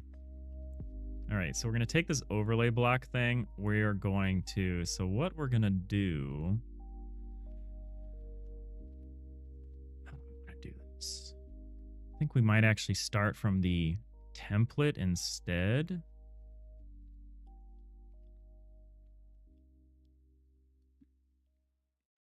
Yeah, I'm interested in trying Linux as well. I think I have a couple old computers that are stuck on Windows 10, and I think I'm going to be replacing them this year, like building some new ones to replace them. And I think I'm going to take those old computers and I think I'm going to use them to try out, to experiment with Linux. I think I might turn one into like a server and I might turn the other into just like a little, well, it's already a little frag box, but just something that I can take with me when I need to demo games, which it's, I don't know if making that be a Windows box is a good idea or a Linux box is a good idea, but I also only have NVIDIA cards, which is a little concerning, but they're old, so I think I'm fine. I think if I built a new Linux machine, I would probably go AMD, though. Bemuse, you get my point. But to that point, why drive a car when it contributes to the climate crisis? Or live in the US given its history? Again, you're not pro-AI, but you think at a certain point you have to separate the tool from its history. Well, I don't drive a car. I've never owned a car, so I do feel that. I feel like having a car, unless you're forced to do so, is pretty bad. But no, I get exactly what you mean. And that's what I mean when I say, like, I don't think a person can be ethical today. The TV show The Good Place summed it up really well, where they were like, nobody gets into heaven anymore. And it's because the ecological impact of an individual's life is so bad that it's really hard to be judged a good person, quote unquote, when you die. This is a TV show, obviously. But I thought it was the funniest argument, which they were like, you know, after like the 1850s, people just like stopped getting into heaven. It was weird. It just became like just fewer and fewer people made it into heaven after the Industrial Revolution, according to this show. And I feel that argument very deeply in my chest, which is we are all bad people. I'm a bad person. I'm not going to accuse anyone else of being a bad person, but I'm willing to say that I see the ecological and societal and other impacts that I have just by existing, and I feel that. I feel bad about it. And I think you should. I mean, not you individually, but I think one should. Let's bring back shame-based belief systems, right? All right. Calm down, Dave. Calm down. Having too much fun. Okay, I want to darken these up.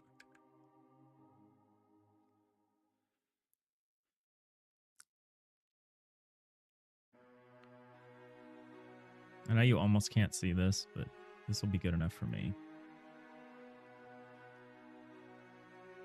Bemuse, you're tired of playing devil's advocate. You want to talk about Linux? Oh yeah, let's talk about Linux. You don't have to play devil's advocate, by the way, but I appreciate it. I know someone does. Logic was impeccable, Captain. I know someone has to.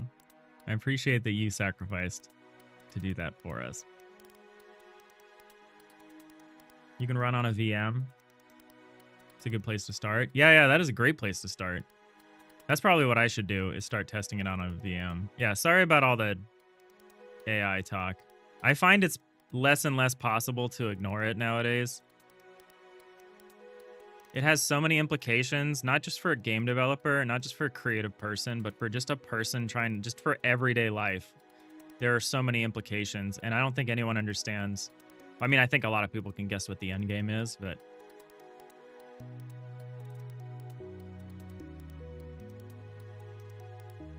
It's hard not to talk about something that just seems so obviously bad and like cataclysmic.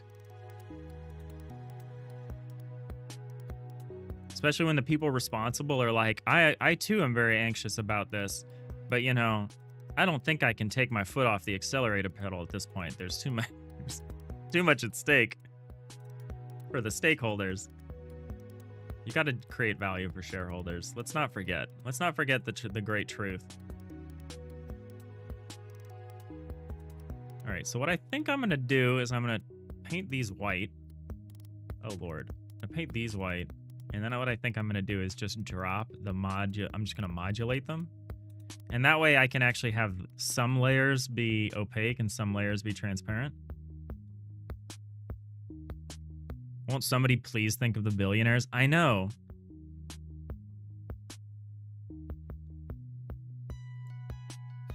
When Agent Smith in The Matrix described humanity as a virus. Then you saw bacteria cultures growing on a petri dish and how they look almost exactly like little cities. That was a hard one to swallow. Yeah. Yeah. No, there was some interview with whoever is in charge of Anthropic, and he was like, you know, I talked to my colleagues, and, you know, we're all concerned about where's AI going? You know, are we going to create an existential threat for humanity? And, you know, I worry about that. And it's like, you're in charge of the people. You're in charge of the group of people doing this. Like, you're not allowed to be like, to treat this as an inevitability. I'm sorry. I should stop. It's just, I'm having a hard time being cool about it. I'm having a harder and harder time every day being just to act like this is okay and normal. It's like you're saying, Vimuse, when you're in the Matrix, one day you wake up, you know? And it's really hard to go back. It's really hard to go back to your previous existence. It's hard. Kai Lentit. That incredible creator who puts out those videos put out one about NPCs, and it's so good. If you have not seen the NPC video by Kai, go watch it. Go watch it right now. Stop watching me and go watch that. It's so funny. All right, so how are we doing this? So I guess I should just pick an opacity that I like. I think 50% is going to be too much. Let's pick like 30, 33% or something like that.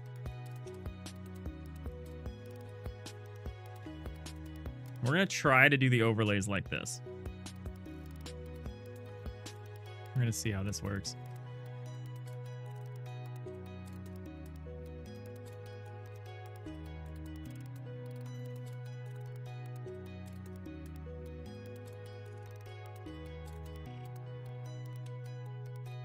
Yeah, at least we'll have good margins. It's not, and you shouldn't. Okay, thanks, Project Unfarmed. Thank you for reassuring me that I should be terrified right now. I hate feeling anxiety about my anxiety, right? You know, if I'm gonna feel anxious, I'd at least like to be confident in my anxiety. Because that's the worst feeling, is when you're anxious and you don't feel like you should feel anxious. That's the worst thing.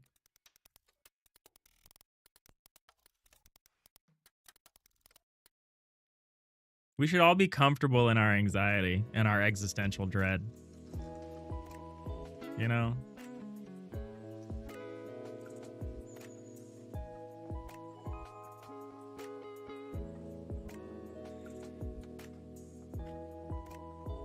Someday I'm going to ask Microsoft for like a publishing or a distribution deal, and they're going to be like, I heard you don't like AI. The CEO of our AI division would like to have a word with you.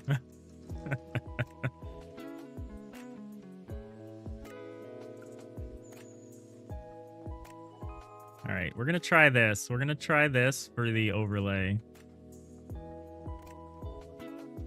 Oh, F. Fail. Save as. Block. Overlay. I just saved over the template and like messed it up, but that's fine. I'm going to go grab that template and I'll fix it. All we have to do, literally all we have, well, I did kind of mess this up, huh? There's no undo history for this, is there?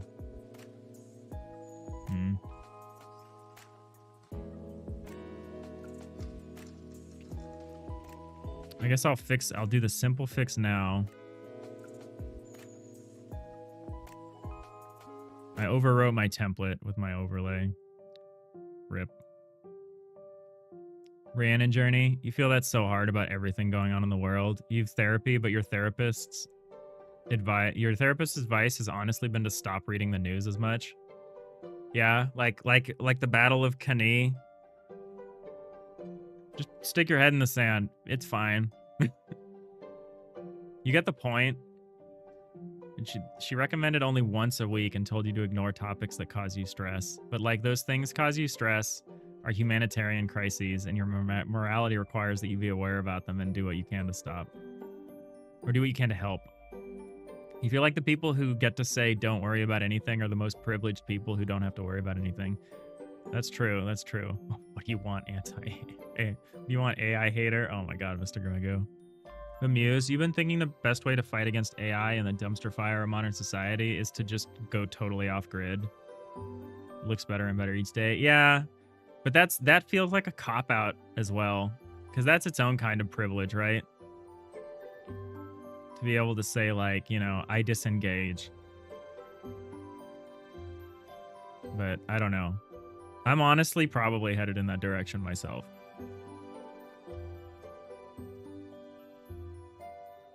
Like after I make my game dev money, it's like, are you ever gonna see me again, or am I just gonna disappear into the woods like Bill Watterson?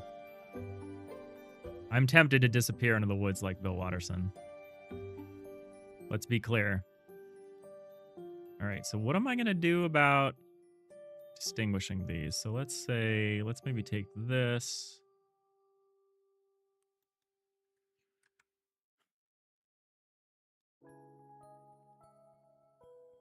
Let's take this.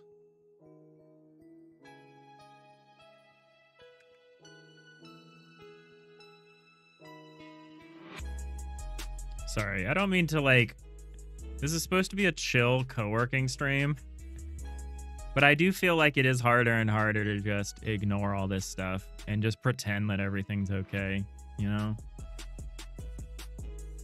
But I also want to make sure that this is like a pretty safe place for people. So if it seems like I'm being like judgmental or whatever, you know, like I don't want to, if someone tells me, you know, they have a homebrew AI that they use to like help them achieve their goals, it's like, I'm not going to be critical of that individual any more than I would be critical of an individual for owning a car so they can like go get their groceries or, you know, get out of the city every once in a while. I take a very whatever lets you sleep at night approach to moral philosophy. It's just, maybe I'm just having a harder time sleeping at night, which I know is not true because I actually sleep quite well, but it's my waking dreams that cause me concern, you know? All right, it doesn't look like I fixed it, but I swear I fixed it. So let's take this, get this out of here, save it, export it. Okay, now we should be able to go do the overlay part. The only question is there anything we'll want to... No, I think that's fine. I think this is fine. I think we're fine. Let's make Dave a billionaire. Yeah, okay. Well, wait, what do I have to do? Because I don't know if I'd be willing to do the things that one has to do to become a billionaire.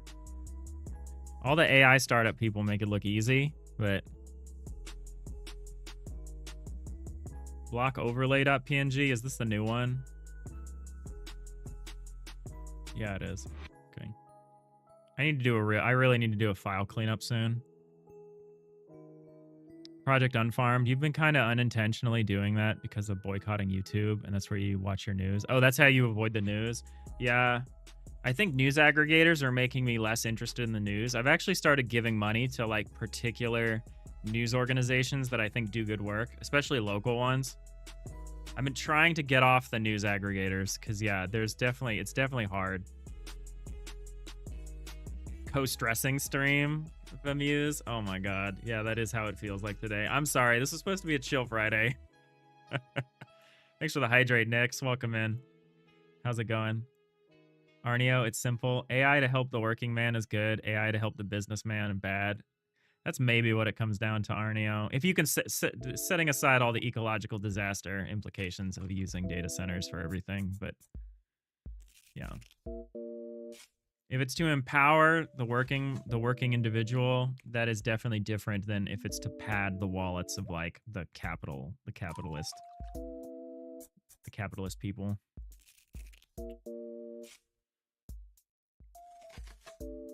Mr. Magoo, AI is not a danger to you. You're a danger to AI. I read that in Rorschach's voice. AI is not... I'm not locked in here with AI. AI is locked in here with me. Yeah, how are you doing, Nix? You just woke up? Yeah, the work you were doing, that you posted about is great. I don't know how you did any of that without the use of your dominant arm. But it seems like you're recovering quite well. Should I just call this like default overlay? Maybe like base overlay.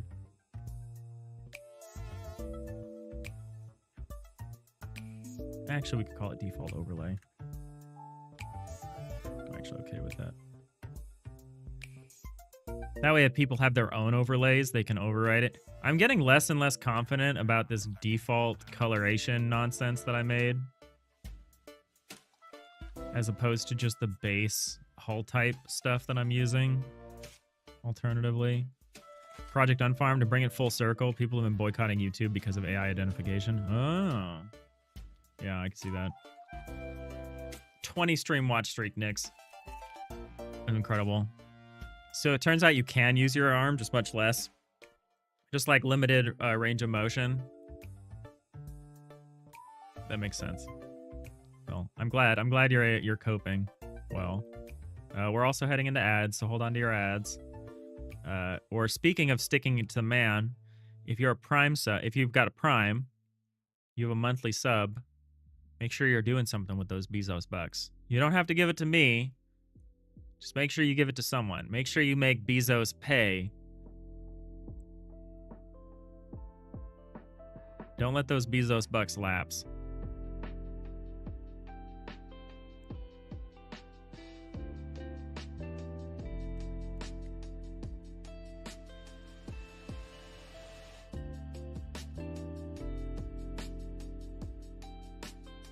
All right, well, I like having this be just one file. It's making setting these up really easy. It actually might make it possible to set these up programmatically in the future, to just register additional source IDs with the tileset source.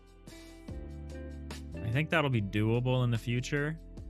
Something we can do. I've accomplished so little of what I thought I was going to today. It's fine. We're having a good time. We're having a good time thinking about the world ending.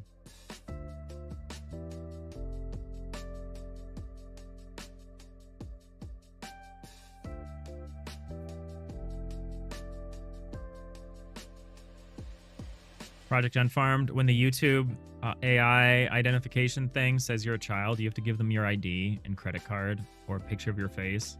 You hate Google. Yeah, well, it's hard nowadays. I read an interview with the Roblox CEO, which was very weird, but it did illustrate to me the scale of the problem of doing that stuff nowadays. It's hard to be a kid on the internet nowadays. Weirdly, probably harder now than it was when the internet was young. Google is the worst. Look, let's not get into a competition about which multinational corporation is the worst one. That's tough.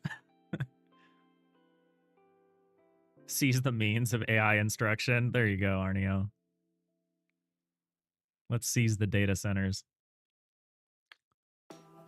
Rhiannon Journey, your Prime sub is one of the concessions we make. But you do sleep like 0.01% better knowing you get to send a few bucks this way. I appreciate that, Rhiannon Journey. That is not something you need to do, but I really appreciate it. type enter. Be clear, I am fully funded by my day job.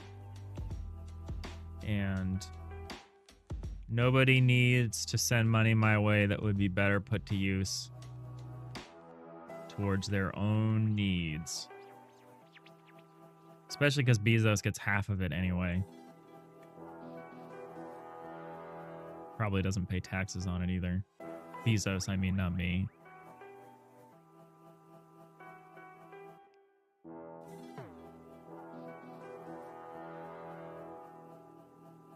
Okay. Okay. I like this structure. The structure is going to be good. All we really have to do is change some of the source ID mechanism. But I think this is going to be good.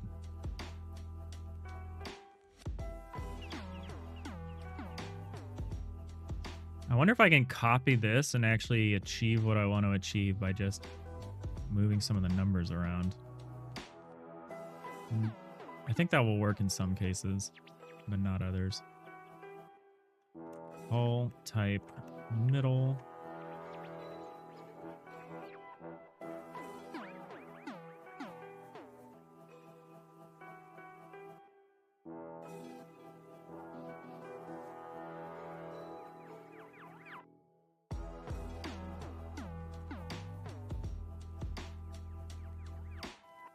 Next.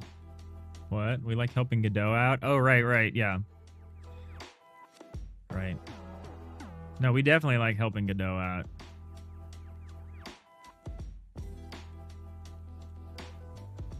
If you use Godot and you don't already, I would consider you looking at the Godot fund. It helps fund their development of the Godot engine, and it's good money. It's money gets sent to good people, the Godot Foundation. You can do one-time or monthly donations. We love Godot.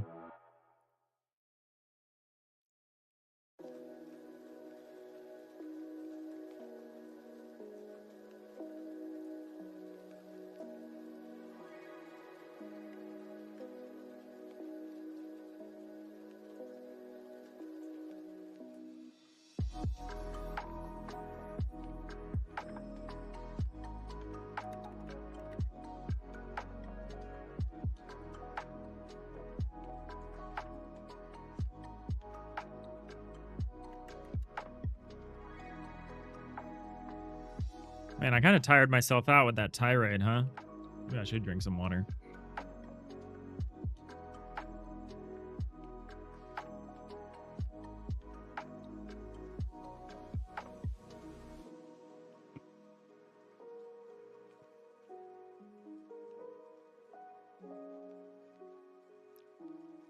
Man, this human version of Dave has so much overhead. There's so much overhead to running daveprogram.exe. Maybe I should be replaced with an AI. You know, maybe that would provide more value to the shareholders.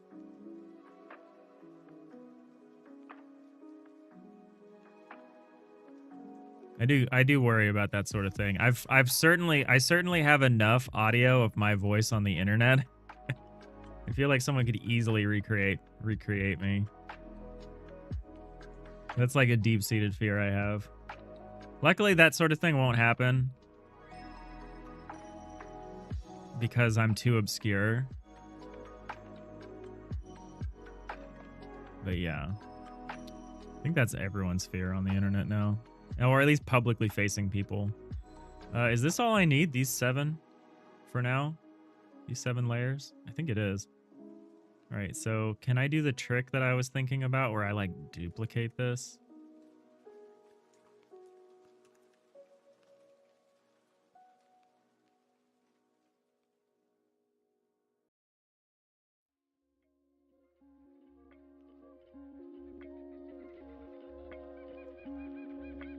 And then can I just take this and like shift a margin down?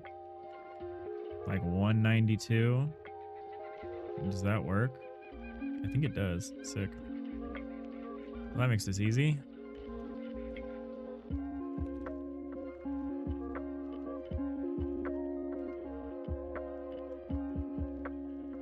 All All right, we should be able to finish setting this up then pretty quickly here.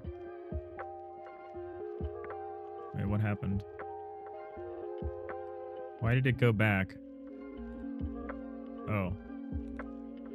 Wait. Oh, did I change the wrong? Oh my god, I'm so dumb.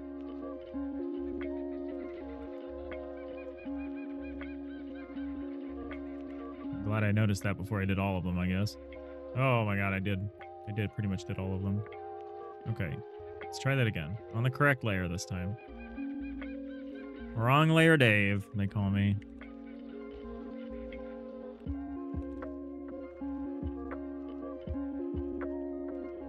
Don't give you ideas. Yeah, we need a void Vamuse. We need a void conf test for Twitch streamers.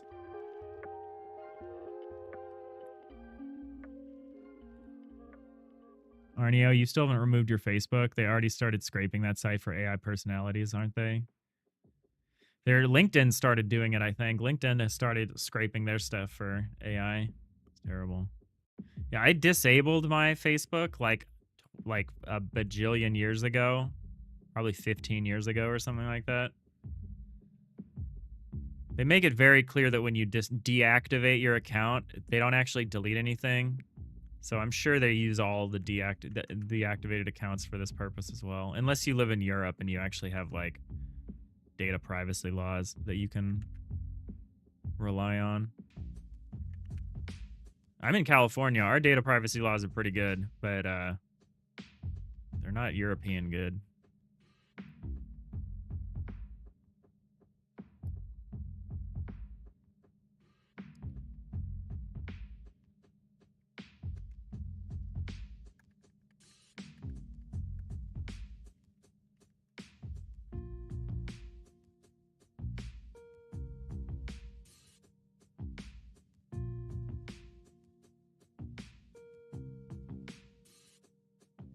Next, the only reason you still have a Meta account is due to the VR headset needing it. You don't use the cider from that.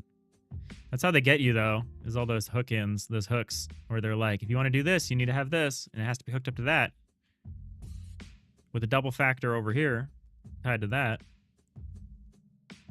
Project Unfarmed, you just had an ad for Google Play pop up on your laptop. Not browser, laptop. That's crazy. That's crazy. Yeah, the fact that there's ads on like Windows, which is like paid for software. Stuff like that is crazy. Crazy. All right, what is this supposed to be? 16 by 16 with a margin of, what's 92 twice? 384. So this is 384. It's 16 by 16.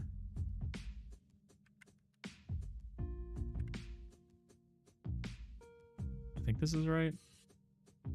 16 by 16.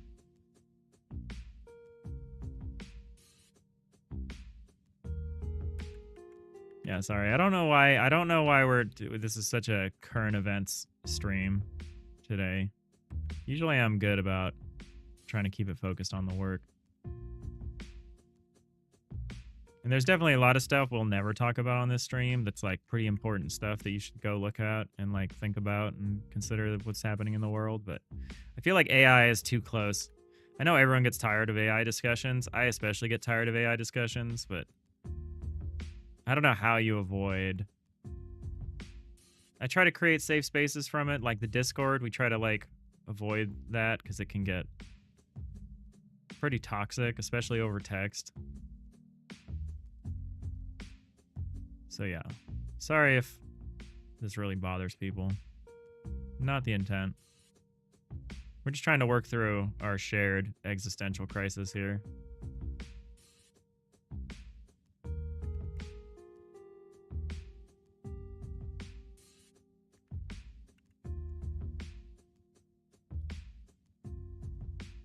Rhiannon, in Happy or Cuter news, you saw an article about how raccoons are self-domesticating. I saw this article too. It was so funny. Apparently there are characteristics that are associated with self-domestication, like consistent characteristics that change when species self-domesticate. And they were listing some of them. Yeah, you say urban ones are getting shorter snouts and floppier ears. Yeah, that's fascinating because it's the same thing that happened to dogs. Fascinating. It must have mostly to do with us and what humans seem more comfortable with. Yeah, that's so funny. I mean, it's not funny. It's moderately concerning, but it is cute. Cute and concerning, which is, you know, better than what we were talking about. Oh my god, I did it again. I did the thing again where I changed the wrong layer. Oh my god. Wrong layer, Dave. Wrong layer, Dave strikes again. Put that on my business card. Wrong layer, Dave.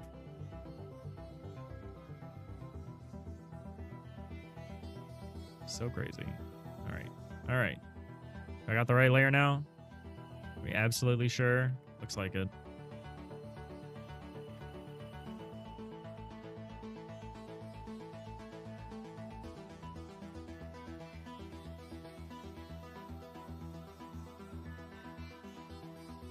Project Unfarmed. How do you Linuxify from the ground up? Because life sucks. Yeah, I don't know. I don't know how you Linux. Magoo does. I do want to get into that, though. I want to try it. I want to check it out. I mean, I'll always have a Windows machine. Like, this machine will probably always be a Windows machine. But I am interested in exploring alternatives. I don't know if I'm going to be like the Arch Linux guy, but, you know, we'll see what happens.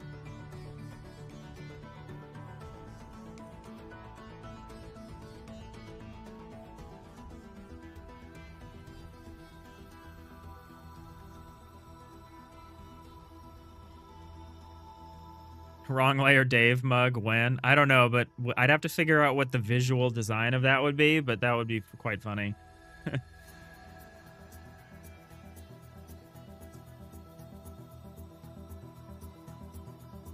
Nix, the only thing you're bothered by is that you just woke up and it's 11 p.m. You were working hard on trying to fix your sleep schedule for the last 4 days, and here you are, woke up at 11 p.m. You did seem like you were on a tear. Just following all the work progress stuff you were posting. That can definitely mess up a sleep schedule when you're having a good productivity kick. Arneo, self-domestication sounds kind of life-affirming. Like we domesticated dogs by completely dominating them. What if raccoons became our pets by choosing to be our friends? My understanding, I don't know about the domination part. My understanding is that raccoons are domesticating the exact same way dogs domesticated. They're eating our trash. That is the exact same route that dogs took to become domesticated, was they just ate our garbage. And the raccoons are doing the same thing, you know? It makes sense.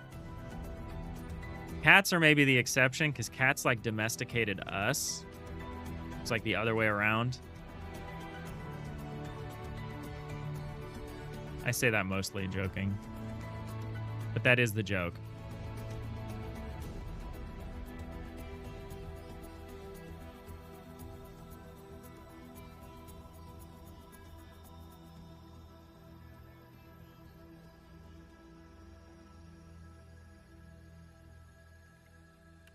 Oh, I need to go back into these Y layers and swap the origin. Right, I need to flip the X origin on all these. I didn't do that. I'm only thinking about that now. But that is important, or this will not work. Domestication is building a symbiotic relationship with humans. Kind of. That's a reasonable, practical definition of it.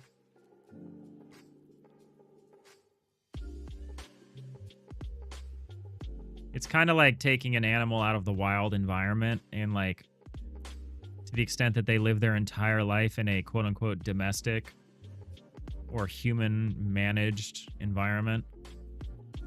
I actually don't know what the etymology of the word domestic is, but it obviously comes from home. Because it has the same root as, like, domicile.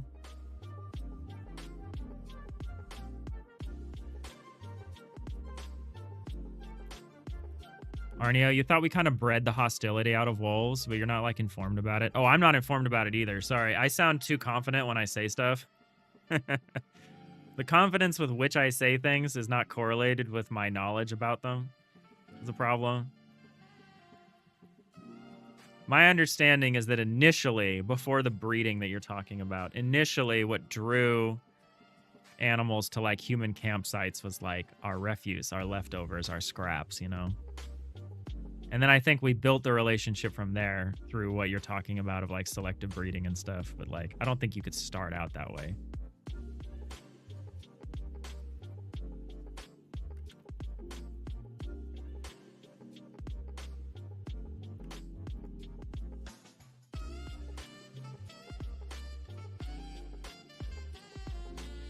Oh, Nick, so you were told by your doctor you wouldn't be able to sleep? Yeah, I'm sure.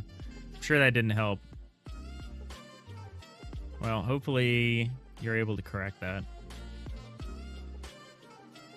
To the extent that you want to, you know. Hey, Sapphire, how's it going? You missed a pretty crazy, very long-winded existential crisis about AI. So now we're talking about the domestication of raccoons, which apparently is a thing that's just happening.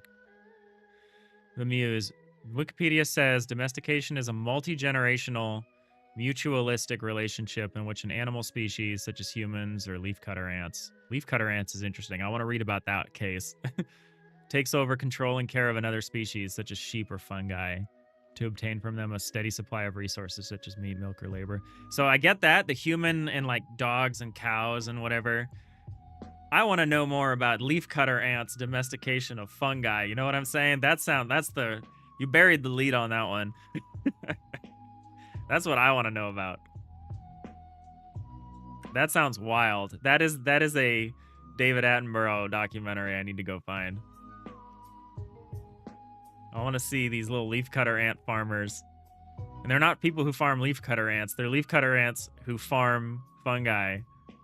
I want to know more about that. That sounds awesome.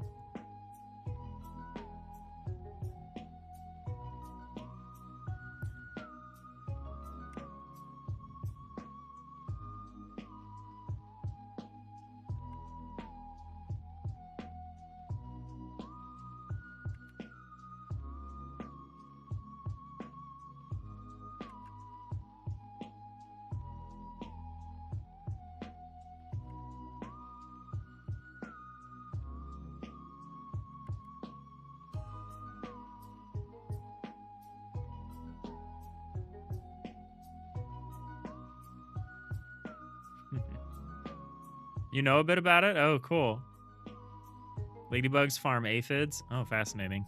The Muse. Leafcutter ants actually don't eat the leaves. They use the leaves to cultivate fungi to eat. Oh, that's so neat. That's very cool. Nature's cool. Does anyone else ever get the feeling that like nature is super cool and everything we make is like kind of lame?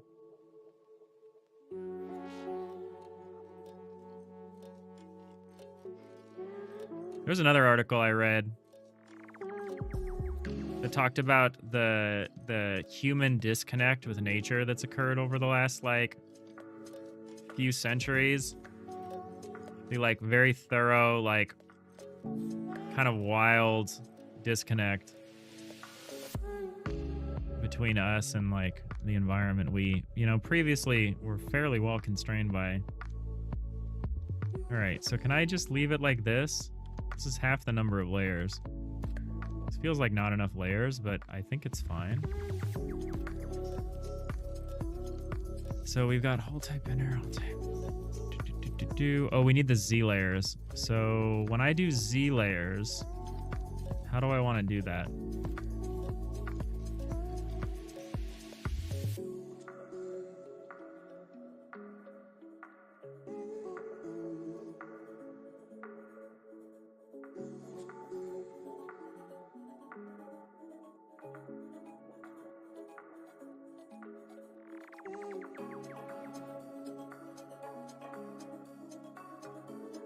So how do I want to do the Z layer set?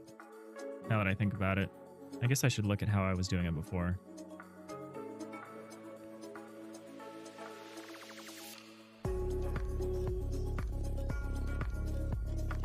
So we did it by hull type, which is pretty straightforward. Okay, so I had a different set for the upper and lower. Okay. Every time you open a project file. That's good. The Muse, you're trying to go back to nature within reason, so hence the off-the-grid discussion earlier. Yeah, I think that would be nice. I think from an individual standpoint, that would be very healing. Project Unfarmed, that's the self-defeating propaganda talking. We're a part of nature, and we can make good things. We just need to get rid of capitalism first. You're probably right about that. Bye, Mr. Magoo. See ya. Take it easy. Have a good weekend. Yeah, no, you're not wrong, Bemuse. I was kind of... When I say we've never done anything good...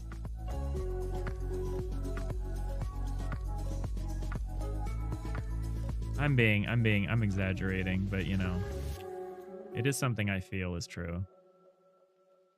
I mean, we've done some cool stuff, like the Parthenon is pretty cool. We're not the... Yeah, I mean, that is cool. So is the Pantheon.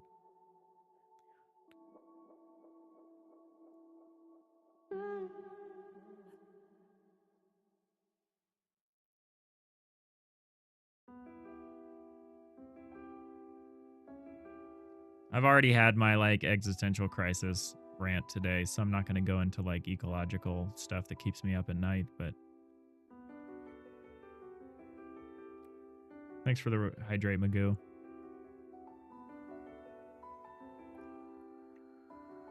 The Muse, the only thing that humans have made that is better than what nature could is Oreos. That is... I will give you the point that I don't think nature... given infinite time, would ever come up with the Oreo. I don't think any amount of evolution would ever arrive at an Oreo, even in a sky full of infinite worlds. I think that is a uniquely human innovation. So yeah, all right.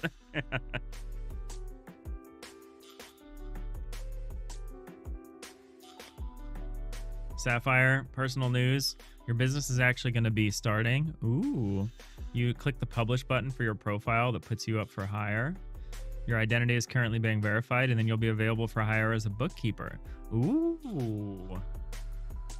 One of your guinea pigs is named Oreo. That's adorable. I maybe didn't understand what you were setting up a personal business for. I thought you were doing it for game dev. But that's interesting. No, you're going into business yourself. As like an accountant. Okay. That's cool. Yeah, congratulations. That's great. Arneo, you've always had design notes on nature. Like, why is the heating done by massive fission explosion that creates murderous radiation? And the only insulation from that provided is a thin layer of gas that starts to disappear when we heat our cold houses with coal. Oh, yeah. I mean, the fragility of these systems is pretty remarkable, for sure. No, not game dev yet. Hopefully in the future, though. Yeah, that's awesome. I think you were talking about how, like, your business could one day open the door to, like, your own game dev. So I think I accidentally, like, conflated one thing with another.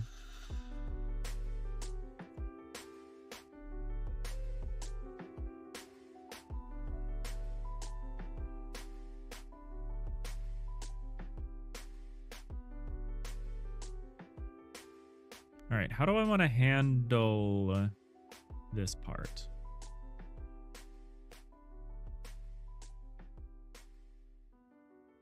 Oh, no, this is actually quite easy to do. So what I do here is I make a new one of these, create new tile set. New tile set. We're going to call it bulk lower Z. What we can call bulk layer Z layer.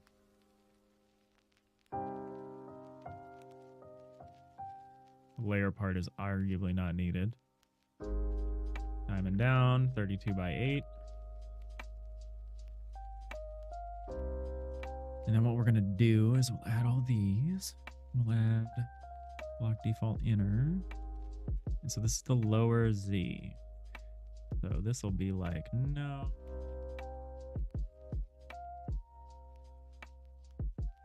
Oh man, did I like totally butcher this because I didn't use margins? No, I did use margins. Okay. I scared myself a little there. Thought I messed this up by not marginalizing it. 640? How much is this supposed to be? Four. I want to say 420, but I don't think that's the right number. 384? Oh, I shouldn't be on the X anyway. Why? 384? No? 0? 384?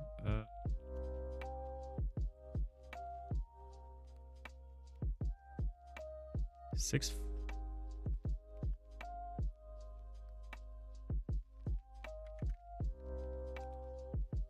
512 minus something. Actually, I'm not gonna do the math. I don't want to do math. I'm done doing math. It's 512 minus 32. 480. Okay, is this the right number? Yeah, okay. Speaking of game dev, you got a dip. Talk to some folks. Good luck, Vimuse. Thanks for hanging out today. Starship, you're hoping that getting this business going will give you more time as well as more flexible time for you to allow more for you to be able to do more game dev. That makes sense. That sounds great. By the way, Blender 5 came out today. It sounds pretty cool so far. You haven't switched to it though? Oh, nice. Yeah, you've been working like crazy in Blender. You have a really interesting workflow that you're setting up that you were sharing in the Discord. It looks really neat. So this should be like this. This should be like default inner.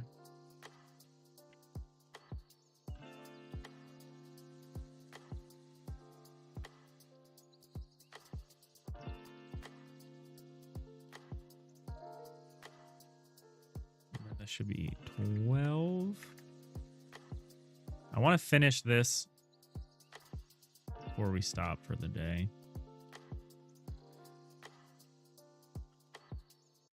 Sapphire, right now you have less time due to also having a full-time job. Eventually you want to quit the full-time for your business. That'd be great. What am I working on at the moment, by the way?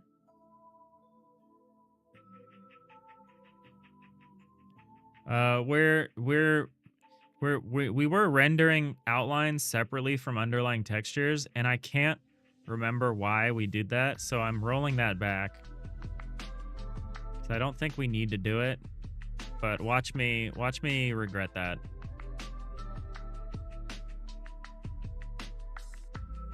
Watch me be like, I see why we do that. Oh my god. There we go.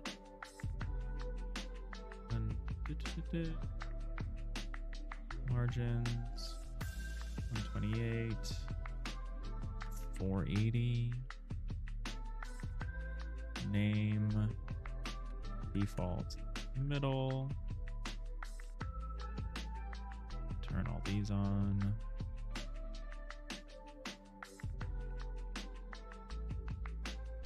Well,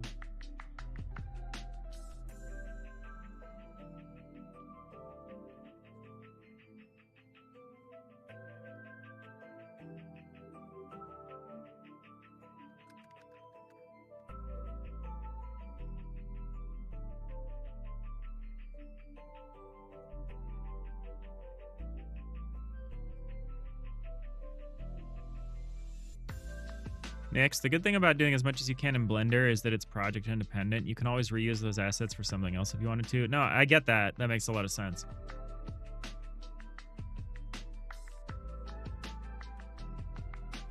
That's good.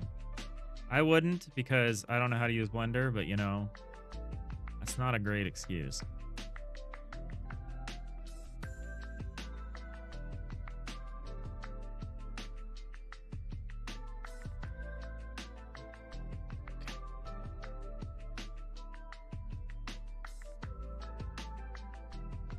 Man, I would really like it to be the weekend right now, you know? I'm like ready. I'm like ready to be done. I wonder if there's an argument to be made to like split this default tile set and make it its own thing, and then have other tile sets, and then maybe you can build tile sets out of them. I don't know. I'm not quite sure how I want to do that. How I want to, like, in a user-generated content kind of context, I'm not quite sure how I want to build these tile sets. So for right now, we're just going to build one, and it will include all of the base assets. And maybe that's what we do, and we, like, build other ones dynamically based on what assets the player's using that aren't base assets. I don't know. Something like that. Something like that will probably be fine.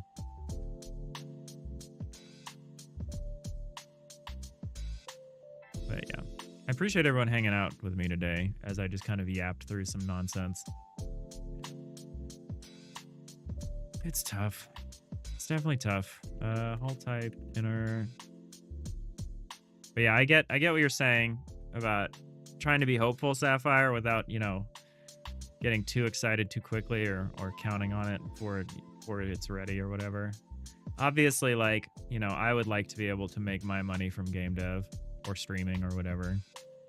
But yeah, I also have a day job, and there's an element of I'm kind of glad that I have a day job that anchors me and, you know, provides, because I think once you start relying on game dev for your income, I think it changes your relationship to the work, right? And it's kind of an inevitability if you're trying to take this seriously. But it's like, I appreciate that I don't have to do that right now. And so I can have a certain, like if I was depending on this game for my money, we would not be, you know, spending a year working on a tile block editor tool, I'll tell you that. We would have a very different process.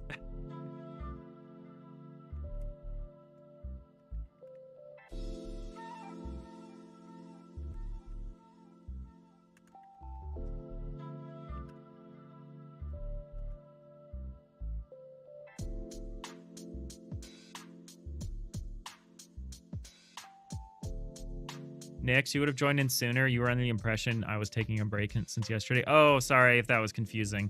I was taking yesterday off. I think the confusing part is that next week, I'm going to be out of town for most of the week. And I think I made those two announcements at the same time, which I think was unnecessarily confusing. But yeah, we streamed today. You know, we're streaming tomorrow. So we only missed Wednesday or Thursday this week. But next week is going to be, I'm going to be out of town for most of the week. Like, I'm going to stream Tuesday, I think, next week. But that's it. So there will be a break coming up. There's like a holiday break coming up. We're just not quite there yet.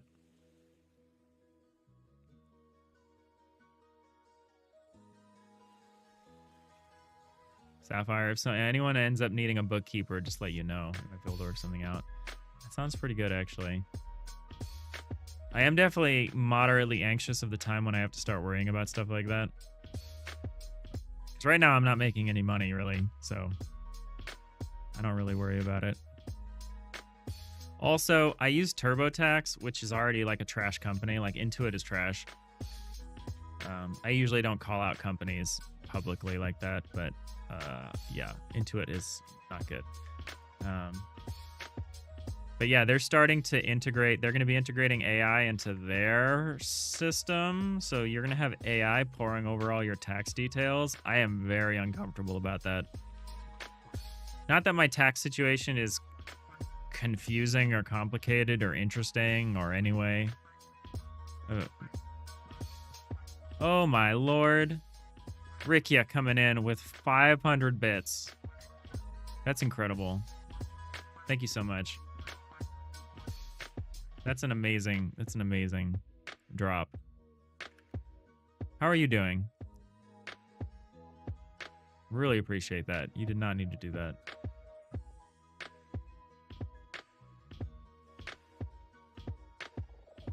Why is the background changing? But this isn't changing. Oh, because it's the same. Duh. The doy.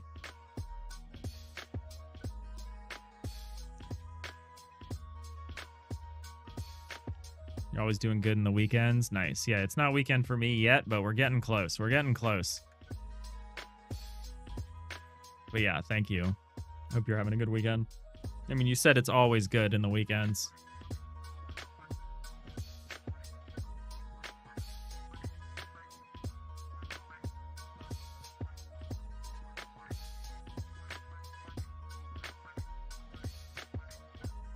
All right, we're almost done with this part.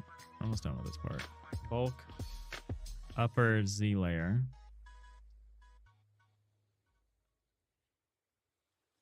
And then, so for this one, all I need to do is change the X margin to 0 and select, change the offset.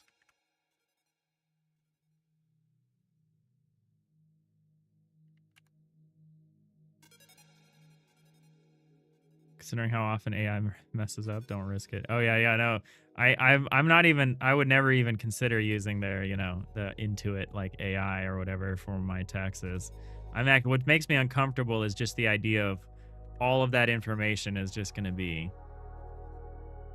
scraped, and yeah, they're going to be making recommendations to me based on some nonsense generative AI tax person. Super uncomfortable. Super not good. You know, one of the more concerning places for me to inject AI, probably the most concerning, would be like healthcare or something. Like if I go to the doctors and there's like an AI screening me before I actually talk to a real doctor, if I actually get to talk to a real doctor at all, it's gross. Okay, we're not going back into this. We spent so much of the stream talking about this, but you know, it's like everywhere. No one will leave us alone. Leave me alone. I mean, not y'all. I'm talking about AIs, but you know what I mean. But yeah, I think we're getting close to wrap it up for today. I will be back tomorrow. We will be streaming tomorrow. Today has been fun.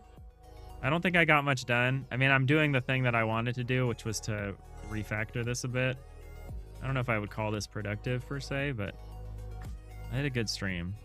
I'm always really tired and like kind of not feeling it when I start the stream, but everyone is so awesome and nice and fun to talk to that usually by the end of the stream, I'm just like pretty stoked. Even if I'm like pretty tired like I am today.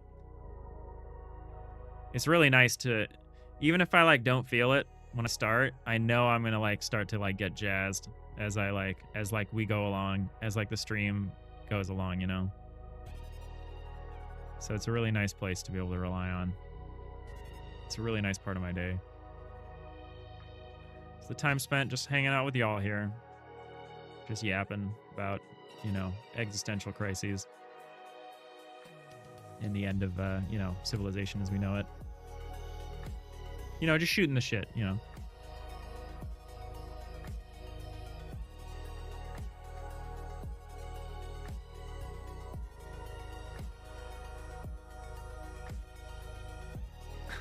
Next, the only AI you want to think about is awesome Italian foods. There we go. There we go. That we can agree on.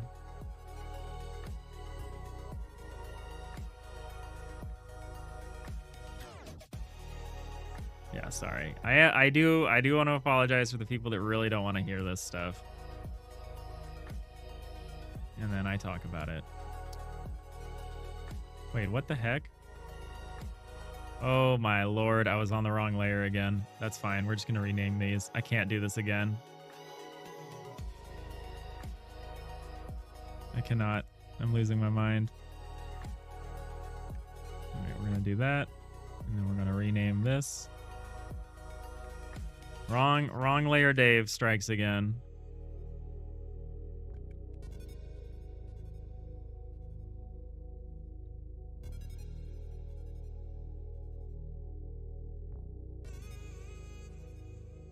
Okay. Most illogical. Whoever mentioned the raccoons is the hero of the stream. Yeah, the raccoon, the self-domestication of raccoons is pretty funny. I enjoy that.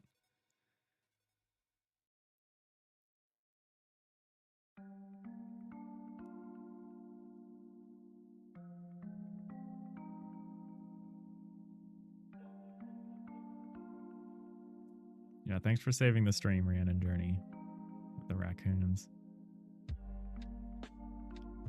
Deckplate Z. Okay, so I derived this from the wrong layer, so I'm gonna just try this again here. Deckplate Z. How did I do this again? Wait, what's going on?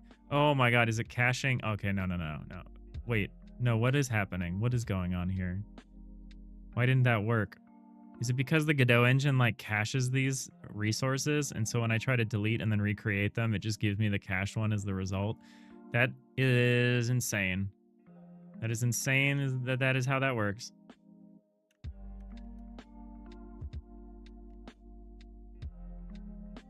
I mean, it's a great way to prevent people from accidentally losing a ton of work just because they deleted a resource.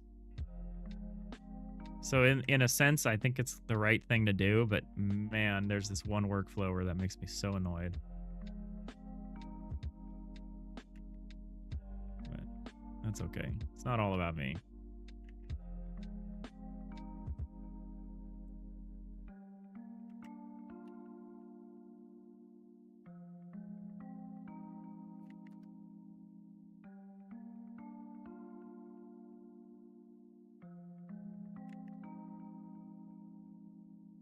Raccoons are pretty good.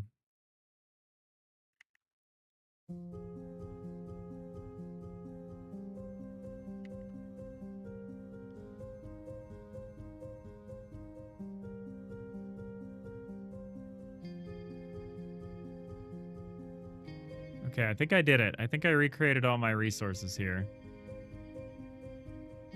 What we'll need to do is I'll need to delete some of these extra tile map layer constructs and reconnect these resources here. Yeah, because these all still exist here in like a cached form. So I'm gonna need to do that. That won't be that bad. We can pick that up tomorrow, probably.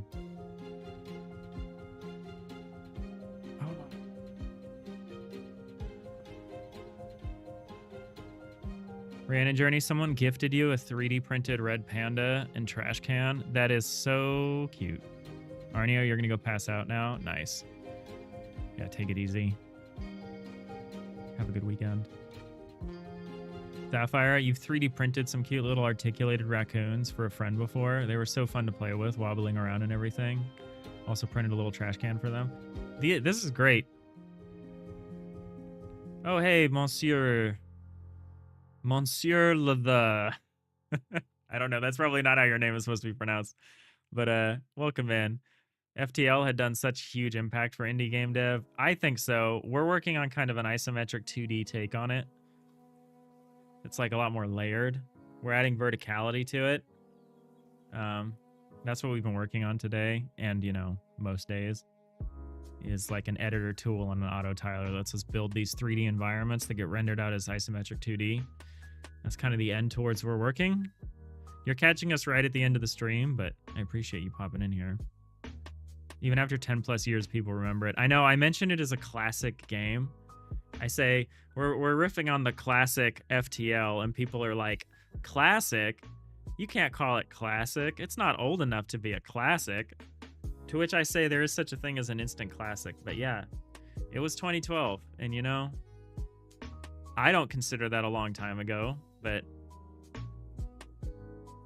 some people do. Some people do like, oh, that old game, FTL, right? Yeah. I think being pixel art kind of gives it a timeless quality, which is good, but I think it also makes people think it's older than it is. Sapphire, you've seen that apparently raccoons will also wash some food before eating it. You saw a video of raccoons given cotton candy. They tried washing it and got so confused because it... Oh yeah, I've seen that. It just disappears into the water. That's very adorable. You'll have to post a pic of the 3D printed raccoons you made. Yeah, please do. That's very cute.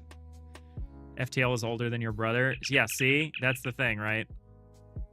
Yeah, time passes so fast. Yeah, it's wild. Oh, monsieur. You are our 550th follower. I need to get some more crazy celebratory things to show on stream when stuff like this happens, when we get bit gifts and follower goals and stuff. Because I feel like I've inadequately celebrated both Rikia's bit donation and a milestone like Monsieur getting us to our 550 follower milestone here. It's very cool. Thank you. Again, I don't know why anyone would want to spend their time here, but I deeply appreciate that you do. And I apologize for the AI rant. I'm not going to pretend that it's going to be the last time we talk about it, but I'm going to try to do my best. This is supposed to be a chill co-working stream for all of us here, so we can all pursue our goals and all feel a little more connected and maybe a little more human. So yeah, I really appreciate you all deciding to spend your time here. I give a relaxing vibe. That's what we're trying to do, Rikia. We'll be back tomorrow. We'll be streaming tomorrow, probably around the same time. It was a good stream. Thanks, Nix. But yeah, thank you all so much for watching. I hope you all have a great rest of your day. And if I don't see you tomorrow, I hope you have a great rest of your weekend. And either way, I'll see you all next time. Bye. Maximum warp.